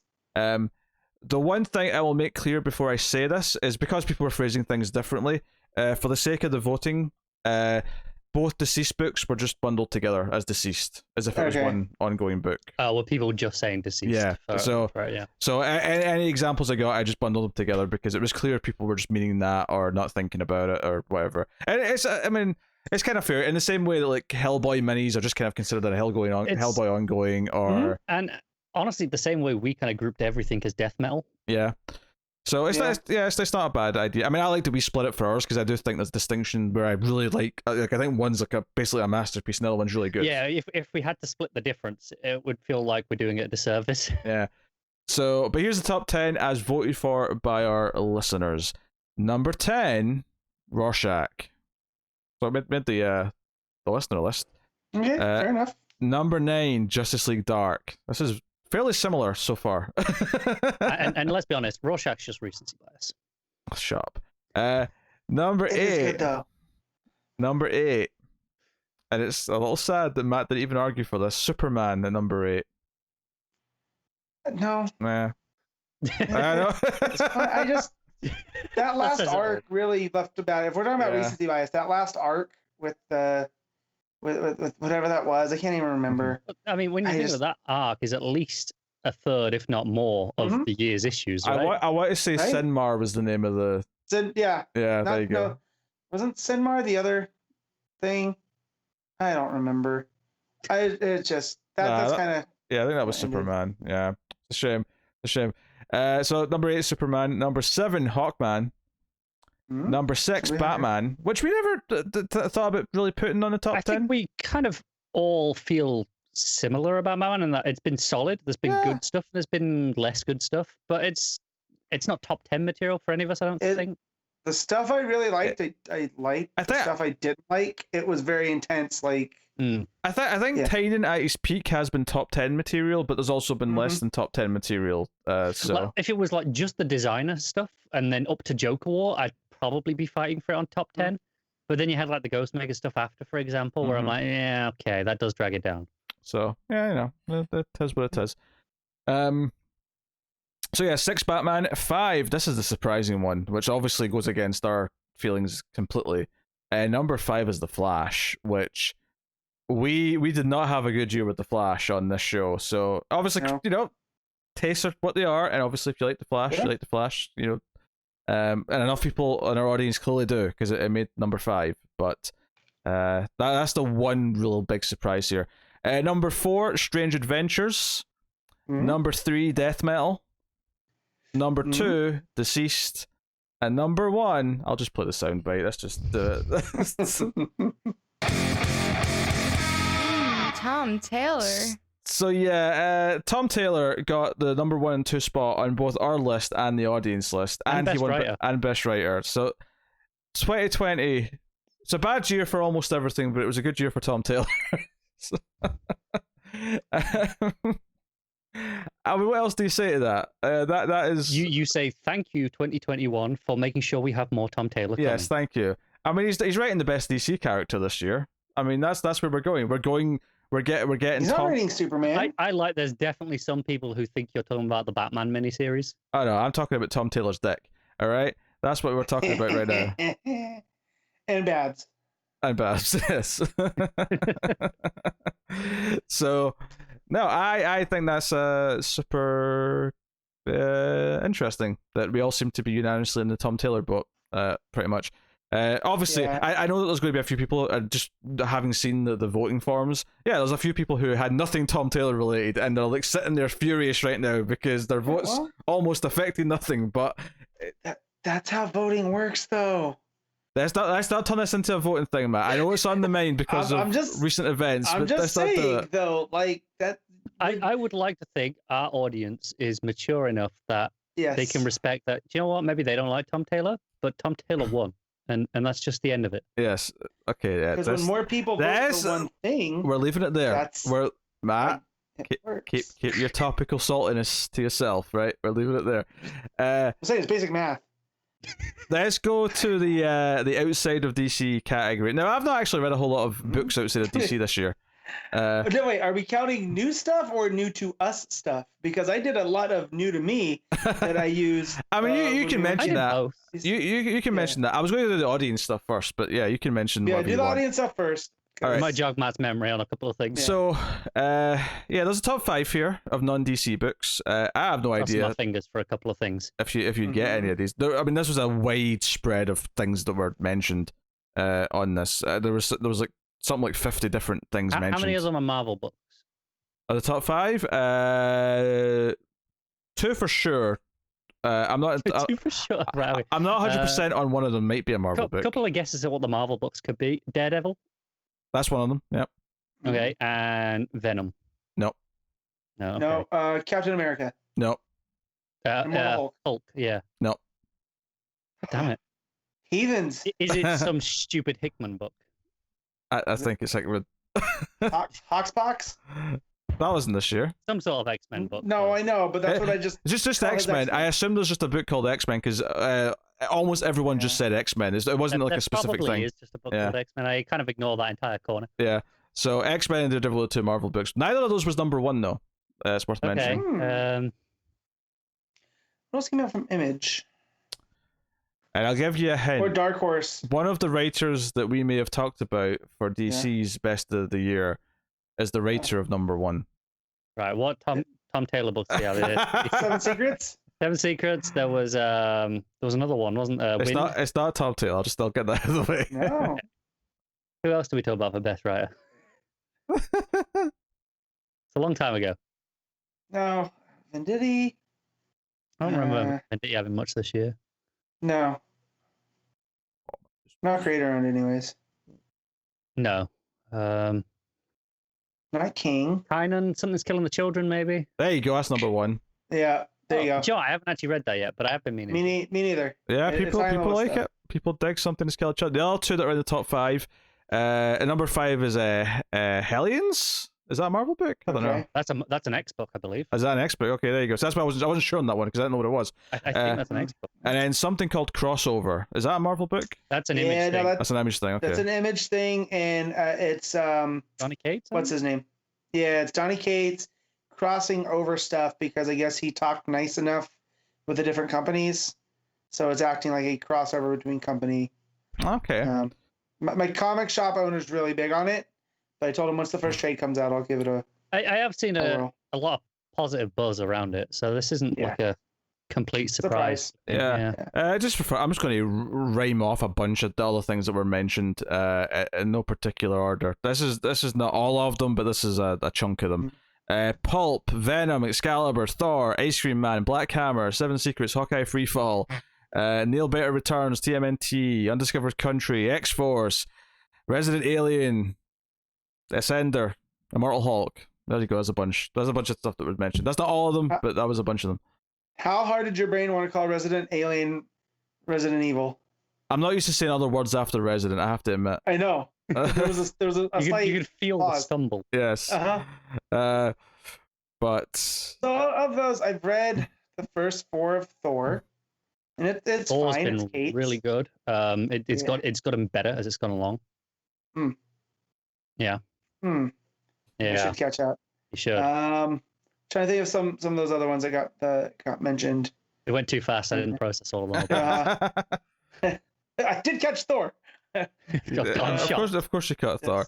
I've been covering that on this show. I'm obviously enjoying that. Yeah, Hawkeye Freefall is another one that I want to go back. That was really good. That's well worth checking I out. do want to try that. I mean, I haven't really been reading a lot about DC. I was notably having eye strain the most of the year. I finally got new glasses this past week, by the way.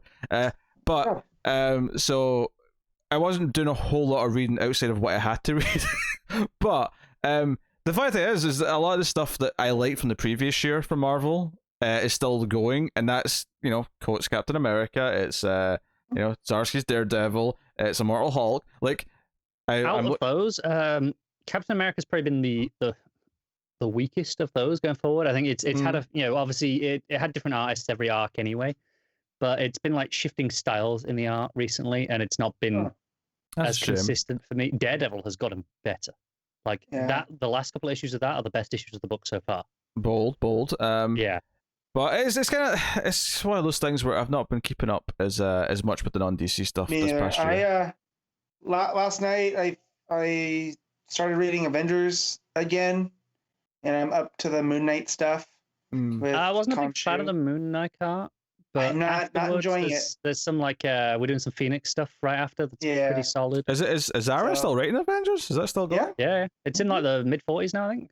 The arc before that, because I think I just read 34, 35 because I'm getting caught up because I've had them. I just haven't been reading them. But up to that point, it was real good. The stuff with Hell and Ghost Rider. I mean, typically with Marvel, I just look at the writers. So I mean, the only thing I know I want to try is Thompson's doing a Black Widow book, I think. So that's been really good. I think that's like 4 issues in. I don't know if you know the premise.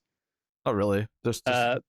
premise for the book, for anyone who hasn't read it, is basically Black Widow. She goes missing, and it's like Clint and I think I can't remember who else it is. Go looking for her because hey, she's been missing for a few months, and we should probably check in on her at some point. And she has essentially been brainwashed. She's had she doesn't know she's Black Widow anymore, and she's got a family. She's got a husband. She's got a child, and it's like, what the hell do we do? What do we do here? That's interesting. Help her. Yeah, because actually, just in the last week or a couple of weeks, I've I read the first arc of Thompson's Hawkeye because I've liked everything else I've read from Thompson, so I'm finally going back and just chipping away at that. Because I read all of the Fraction Azure stuff earlier in the year. Yeah, it's for a first time. So that mostly I'd read like half of it before. But I fell off with all the delays. So I went on a Kate Bishop spree back in 2020, and now I'm pretty sure I've read every issue she's been in, from Young Avengers, where she came in, which I wasn't a big fan of that early Young Avengers stuff because she really wasn't the Kate that I like. That ends up in Hawkeye, which I read through that. I think I read all 4 trades of that in the span of a week. I got it. There was a deal on Comixology where I got like the deluxe that has like the entire run, and it was like it was cheaper than one trade is normally. It was really cheap. Wow. Like, I'm having that. And then I went from that to the Thompson stuff with her in LA that I think Pete's reading right now, and that picks up some threads that Faction started with her and that guy. And then of course West Coast Avengers. Yeah, I read the Gillen and McKelvey Young Avengers, which I wasn't as high on. Yeah, because they're overrated, Matt. That is my all-time favorite Marvel book. Yeah, I think like it's not a Kate book though. She's there, but exactly. She's not the primary. My one note was I could have used more Kate. Like it's mostly Kid Loki and the Hulkling and Wiccan stuff. Right. And then I read West Coast Avengers, which then I ran out of so then I went and caught up with all new Wolverine because Tom Taylor.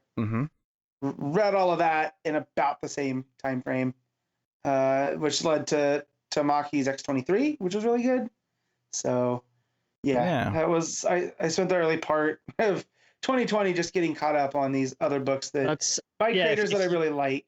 If you go back and watch our episodes from during the break, whatever those were titled, Quarantine in the Multiverse. There you go. I talked about reading a lot there. I read through all of the Frank Miller Daredevil stuff, for example. Like that was this year. Like a lot of stuff. But in terms of like ongoing, new release stuff, the big things for me have been the Gillen stuff. Die, obviously. What a surprise!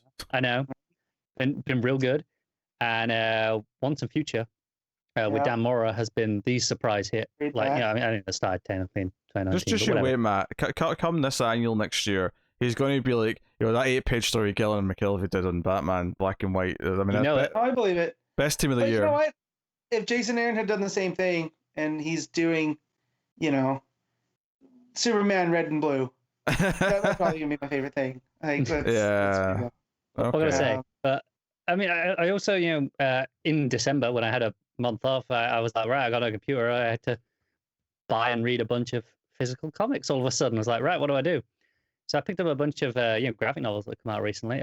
Blue and Green by Ram V is probably my favorite Ram V work. It's phenomenal.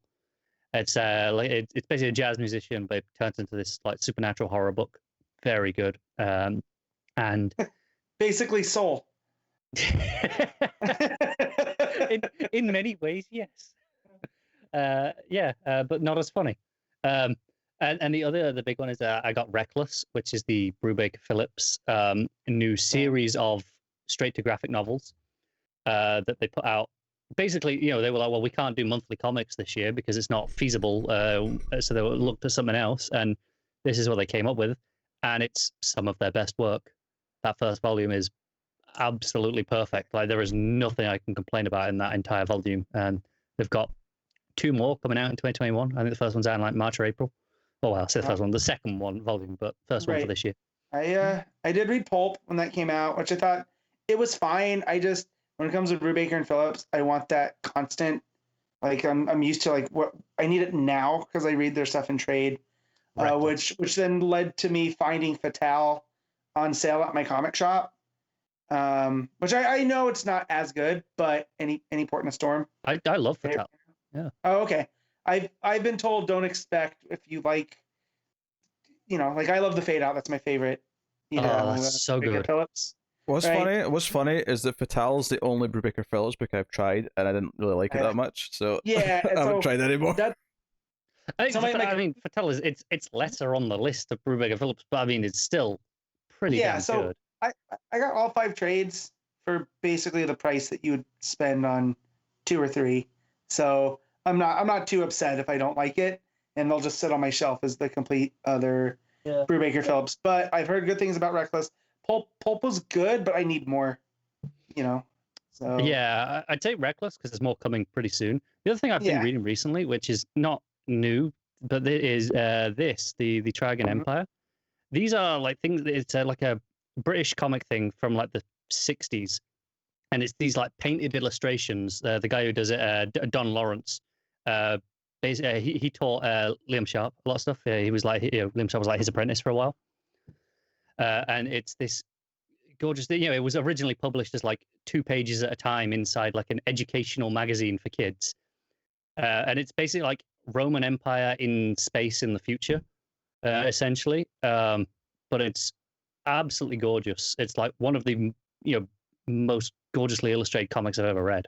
Even though the story's like, it's fine, it's solid. But if anyone's interested in that, I'd say check it out for sure. Yeah. Every time you said it, I heard Trigon Empire, and I got like there's a Titans book. It's Trigan. Right. So I mean, to sort of move on then, just to sort of dip away. I mean, normally there'd be like a little section here where, well, I mean, let's talk about DC media that wasn't comics, like because usually there's a bunch of movies and TV, and there was a couple, bizarrely, because they got a movie out in February, and then Wonder Woman 84 got released via HBO Max. We actually got 2 DC movies this year. More than most years. And I mean, personally, I know you're going to disagree, but for me, it was a really bad year for DC movies because they both kind of sucked. Birds of Prey is the best DC movie since the Nolan stuff, without doubt. No, it's just kind of bad. But wait, I like Birds of Prey, but I also like That said, on the better side of things, though, Stargirl season 1 surprisingly pretty good. That was actually really good. Yeah. Doom Patrol season 2 very, very good. Mm-hmm. So Harley Quinn season 1 and 2. I don't know when those came out, but I watched them in 2020. Season 2 was definitely 2020. It was real good. And season 2 was the better season as well. Yes, it was. Oh my god, that show was perfect. So yeah, so there was some interesting DC TV for sure. Marvel kind of skipped the year for the most part, outside of Agents of S.H.I.E.L.D. Getting its final season, which was good. It wasn't its best season, but it was a nice enough send-off. It was a nice ending. Yeah. Obviously not 2020, but I will just mention here that WandaVision is very good, and people should go check it out. Okay. I've been sweating bullets to find out what Pete thought of it, because I personally loved it and need more right now. What's the review, Matt? Yes. Yeah, but that's 58 minutes. Matt, and, I can just ask my friends. Did you notice, Matt, in the second episode, there was an actor from the hit television show Buffy the Vampire Slayer? The only reason I recognized her was because I saw that tweet before I watched it. And not that I was on the lookout, but I was like, which one is it? And then it clicked near the end of the episode. I saw it because Alden tweeted about her being in it, like before I'd watched it, and I was like, God! As soon as I saw that, I was like, God damn it, Pete's gonna go over the moon with this shit. As much as Alden's my little brother, I can't look at his tweets because not that he ruins things, I go into them differently if I read them first. So I just days like that. So when Mando came out, I don't look at his tweets as a rule because there are usually 20 or 30 tweets in a thread. And I haven't got time for that. This is Twitter. Yeah, but sometimes when you respond to them, then you get a bunch of chuds trying to respond to you, and it just makes, a lot of stuff fun. Apparently, you're not allowed to like Disney Star Wars because it's Disney, not because some of it's not as good. So, people. But no, WandaVision is good. Listen to Pete. Yes, WandaVision is Don't very listen to good. Connor. I don't even hate it, for the record. It's just quirky. No, it's I know. different. It's got an eerie mystery behind it. And I do have a theory. Mm-hmm. We'll talk about it offline real quick. Don't you dare burst into song. I've got a theory. It could be bunnies. Bunnies are just cute, like everybody supposes. With that. Okay? They've got those beady eyes and twitchy little noses. My brief one sentence. And what's with all the carrots? What do they get such good eyesight for anyway? Bunnies! Bunnies! It must be bunnies! The shit he gives us for talking about random stuff. Yeah, I know, right? WandaVision. I appreciate how unique and different it is. I like the mystery. I thought the actual presentation of a 50s sitcom was a chore, and I didn't enjoy watching. Oh no, I loved it, and it made me want to go back and watch the Dick Van Dyke Show, which I haven't watched since I was 5. I don't have any nostalgia appeal for these shows, so yeah. Nor do I. I've never seen any of these classic sitcoms. No, but my point is, I didn't enjoy it. I found it great. Not saying it's bad. My favorite tweet out of this is WandaVision shows me that a lot of you youngins didn't grow up with 5 channels and nothing to watch. So it's very funny. I am seeing a generational break along the lines, but at the end of the day, probably is, yeah. So to look ahead at 2021, which is kind of where we are now. Since we're on media, we'll start with media and then go back into comics. So movies wise, obviously Marvel might finally have movies again, but more interestingly to us is DC. Which Marvel are allegedly claiming still May. Yeah, we'll see. But with DC, because they're putting them out on HBO Max, we actually know pretty confidently that we're going to see them now. Yeah. So we're going to get the Suicide Squad from James Gunn, which is a very curious oddity because it's a James Gunn Suicide Squad movie. For it because it's James Gunn, right? And the last Suicide Squad movie was such a goddamn mess that this will be kind of fascinating. It'll be, just based off of the trailers, it'll be interesting and nothing unlike any other, in a good way. Is there any other DC movies this year that are scheduled? I don't think so, because Batman got pushed. Batman got pushed, yeah, so it's just Suicide Squad. Which doesn't sound like much, because obviously we just got 2 movies, but 1 movie a year is pretty normal for DC for the, for the recent history. Yeah, I mean, they obviously want it to be more, but, times worked out the way it has. I think this year there's only especially... 4 months. I was gonna say there was only 4 months between Aquaman and Shazam, right? Something like that. There wasn't that much time between them. Yeah, because Aquaman was like November, and then Shazam was like March. Yeah. Yeah. So, but either way, I'm definitely more dreading DC media than I am anticipating it. Okay. Yeah. What's the dread this shit? I mean, we're pretty much all. I mean, there's a new Superman show, I suppose, but there's not. What else is there? No. The one big thing is that not coming this year. No, I thought it was. I thought it was as well, but Pete seems to. One big thing. Either he's forgetting about it, or the one that we don't want to say the name of, clearly. Right. Oh, the Snyder Cut. You did it. We danced around the name all episode. We haven't said it. Look, all I'm saying is that there'll be a very cathartic yelling review of that, and I'm there for it. I'm there to tear it apart. I just want it to go away. I just want it away. I don't ever want to hear those 2 words together. I want to look into the mind of Zack Snyder and just they say that when you look into that void, it stares at you back. Yes. I have kept true to my word since we spoke about it at the beginning of the year. I said I'm not going to talk about it anymore. I haven't, not once, and I'm going to keep that up. I'm not going to speak about it. I'm not going to watch it. I'm going to enjoy blissful ignorance. Well, that's fine. So shut up telling me about not wanting to talk about it and let me talk about it. I didn't tell you not to talk about it. No, but you're interrupting me, telling me you don't want to talk about it. Therefore, you're taking up time telling me you don't want to talk about it. Thus extending the time which has been spoken about in a roundabout way. You done? Never. Ever. I'm just getting a big Jericho vibes from you right now. I'll take that. That's all. But I don't think there's any other movies coming this year for DC. No, I think that's it. TV wise, you do have Superman and Lois. You have the new Batwoman, but it is kind of a weird year because a lot of the CW shows are ending. Black Lightning's ending. Supergirl's ending. The Green Arrow and Canary show got axed. That's not happening. Yeah, and things like there were planned crossovers between like Batwoman and Superman, I think, and Supergirl at some point. Like the annual CW crossover, and they've had to go. Yeah, that's not happening this year due to the fact that they can't mix crews safely. That's the only reason is logistical reasons that they can't make. And they did say they were pretty upset because obviously Supergirl's last season they wanted to do something with that for the end, but they just. The amount of extra time it would take to then have everyone, quarantine afterwards. It's like we can't really stick with it, which I get. Yeah, it's a shame from just a principle point of view.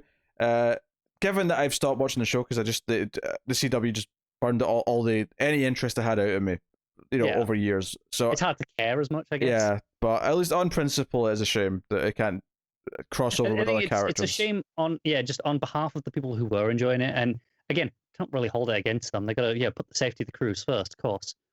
The sad part is that we know we're not going to get season 3 of Doom Patrol this year because there's no way they've not shot it yet. So no, we're not getting it. Maybe Stargirl. I think we're getting Stargirl. I think Stargirl's supposed to happen, but things are a bit up in the air with TV schedules still. Yeah, everything's kind of wacky right now. We've got theoretically we have the game. I think the Arkham Knights game is coming, or whatever it's called. That's supposed to be this year. Gotham Knights. Gotham Knights is the one, yeah. We'll see if that actually comes out, and we'll see. Yeah, it's still too early to know for sure. And we'll see if being designed as a co-op game actually ruins it. So it's possible, yeah. Because I'm not super jazzed about it. But to swing back into full circle here.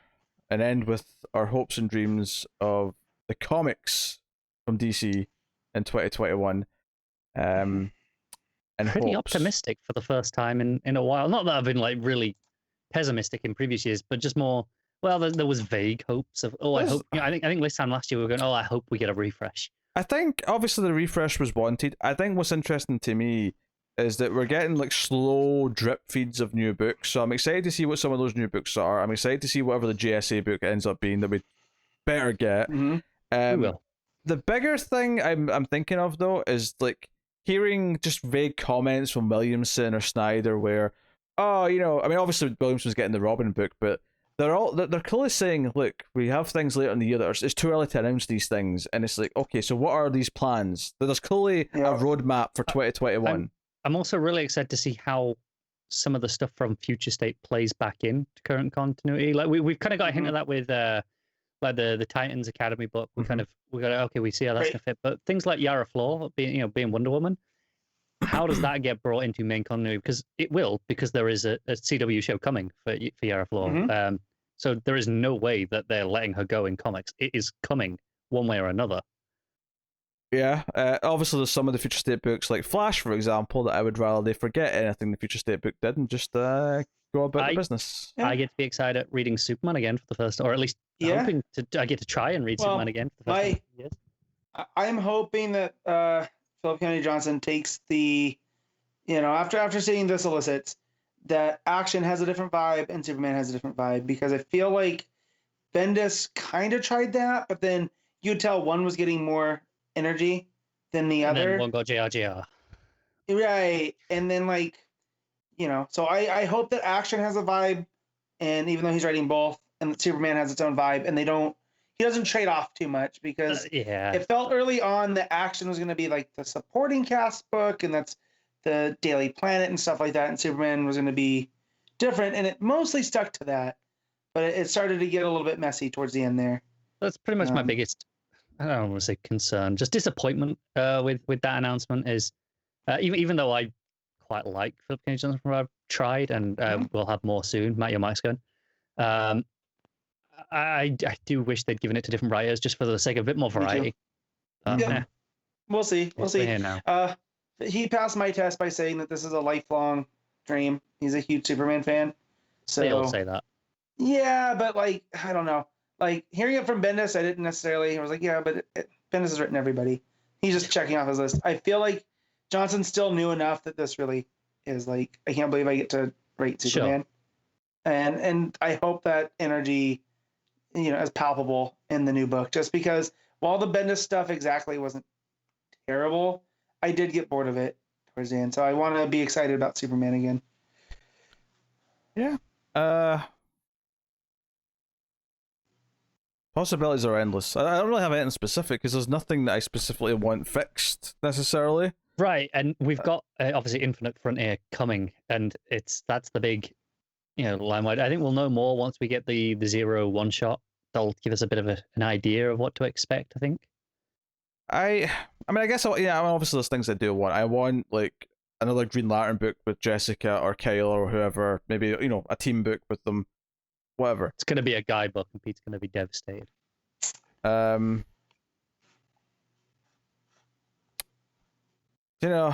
So you're going to have to read some really bad books this year.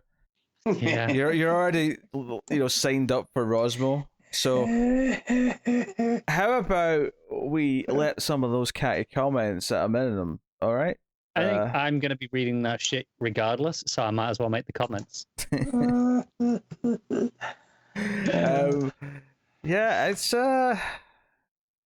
to hurry up and announce this Snyder GSA book. We know it's coming. I hope it's good. I want it to be good. I want a good GSA book. Give it to me. Is Fendi on anything announced so far? Anyone know? I haven't seen any. No. I'll be interested to see where he lands, because obviously it's been pretty consistent as a staple at DC for, 7 or 8 years now. This could just be like Williamson and Snyder, though, where there's something that just can't be announced because it's coming. It's very possible. Yeah. Well, and what's cool about this refresh is we're getting a lot of new writers too, which I always like, because then it that's how I found out about Williamson. Yeah, there's a lot of new names here that I don't necessarily recognize, but I've not really read. I've not seen a lot of, or I'm seeing them for the first time now in Future State.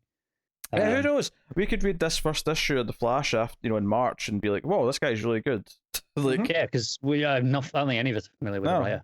We don't know him, so. But for some reason, that's also what I'm looking forward to.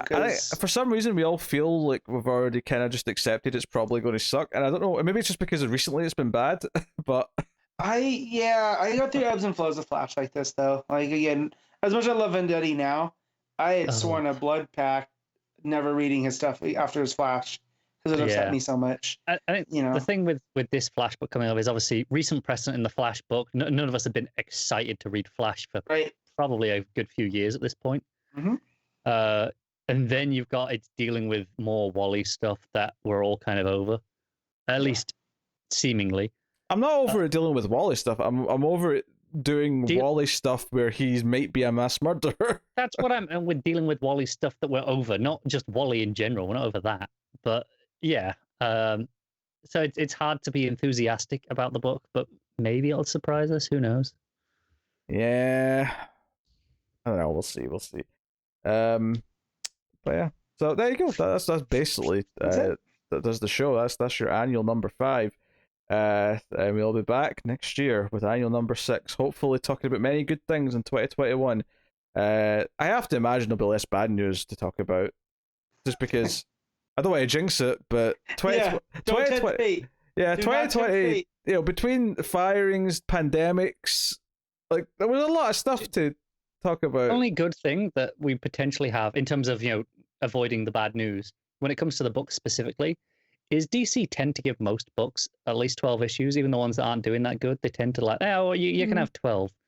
And most of the books won't have even gotten to their 12th issue by this time next year. Yeah, that's true. I suppose actually one final question then, just quickly. Matt, what's your most anticipated book for March? Or, well, March and beyond that's been announced. So March or April, if it's out in April for the first time. I'm really digging the Wonder Woman stuff because of the God stuff, but I also am excited to see what Johnson does with Superman. But then there's a Titan. It's Tom Taylor and Nightwing. It's Tom Taylor Nightwing. That's my answer. Yeah, it's Batman Black and White issue 5, obviously. Oh my god. But other than that, yeah, it's Nightwing. Look, Matt is a self-parody all the goddamn time. Let me have this one thing. No, own that. You know, I got kicked out of a Facebook group for being a self-parody. All right, It's true. which doesn't exist anymore because we burnt it to the ground. Okay, so thank you for joining us. I will take this time to thank our Patreon producers, and I've got some stuff to tell you afterwards, I think, so don't run away too quickly. But thank you to my next roll up. Tyler Hess, Cindy Palacios, David Short, Board Now, Al Tradesman, Christopher Moy, Brett Williams, and David Brown. They are Patreon producers for the month, so thank you very much. They all support us at the $20 tier or higher on patreon.com/MailFuzzTV, and you can support us over there for as little as $1 per month to help keep all the content coming. So please go and have a look. At the $5 tier, you get episodes of the show a day early, so go and have a look and see if you're interested in doing so. You can also support us for free by simply hitting the like button on YouTube, commenting, subscribing. All those things help a lot. Same idea with the audio. If you want to give us a 5-star rating on iTunes with a little review, also very helpful. So thank you. Yeah. So previously, the Multiverse is coming back very soon. Me and Connor will have the returning episode of that. I don't know what we're on. I think it's 15 or something like that. We're definitely recording it before the end of January. It may also be up by the end of January. So look forward to that coming soon. As for other stuff, Are you also worried that Pete might announce something that's just to surprise us here? Wait, what's that? What? You broke up. You're also worried that Pete might say something here that me and you have no idea about, and you're like, oh wait, I always worry about that. Not just on the annual. There's no shock announcements that are going to affect you two. Don't worry. Jesus Christ. This whole time, Pete's been a brainiac. I went for the David. I was going to Pete's actually David, but then I was like, wait, then I have to explain that. So brainiac worked better. Okay. Yeah. Prometheus, right? Bull theory. All right. The yes. terrible one after it. I think now you have to explain it. Yes, Alien Covenant. Yes. I'm so glad Connor decided. Let's go. Yeah, I'm so glad Connor decided to interrupt me. Why are you saying let's go? It's not my fault. Connor decided to jump in with an inane comment that led nowhere. Let's all this. God. I would define this as nowhere. Thank you very much. Cool. Let's wrap this up. Yeah, we'll be back normal time next week. Connor's not going to be on next episode. That was the thing I wanted to mention, actually. I knew there was something to tell them. Connor's missing next week. It's a planned absence. Nothing to worry about. Yeah. So, just go with it. But otherwise, that is us. Thank you very much for watching or listening. Thank you for being with us throughout 2020 on Comics from the Multiverse. Through pandemics, through weird months off with no books, and through all sorts of shenanigans. But here's hoping for a good 2021 with lots of new juicy books to talk about. But yeah, so thank you once again for watching or listening. We always appreciate it. Keep watching, keep reading DC Comics, and remember to never get lost in the Speed Force.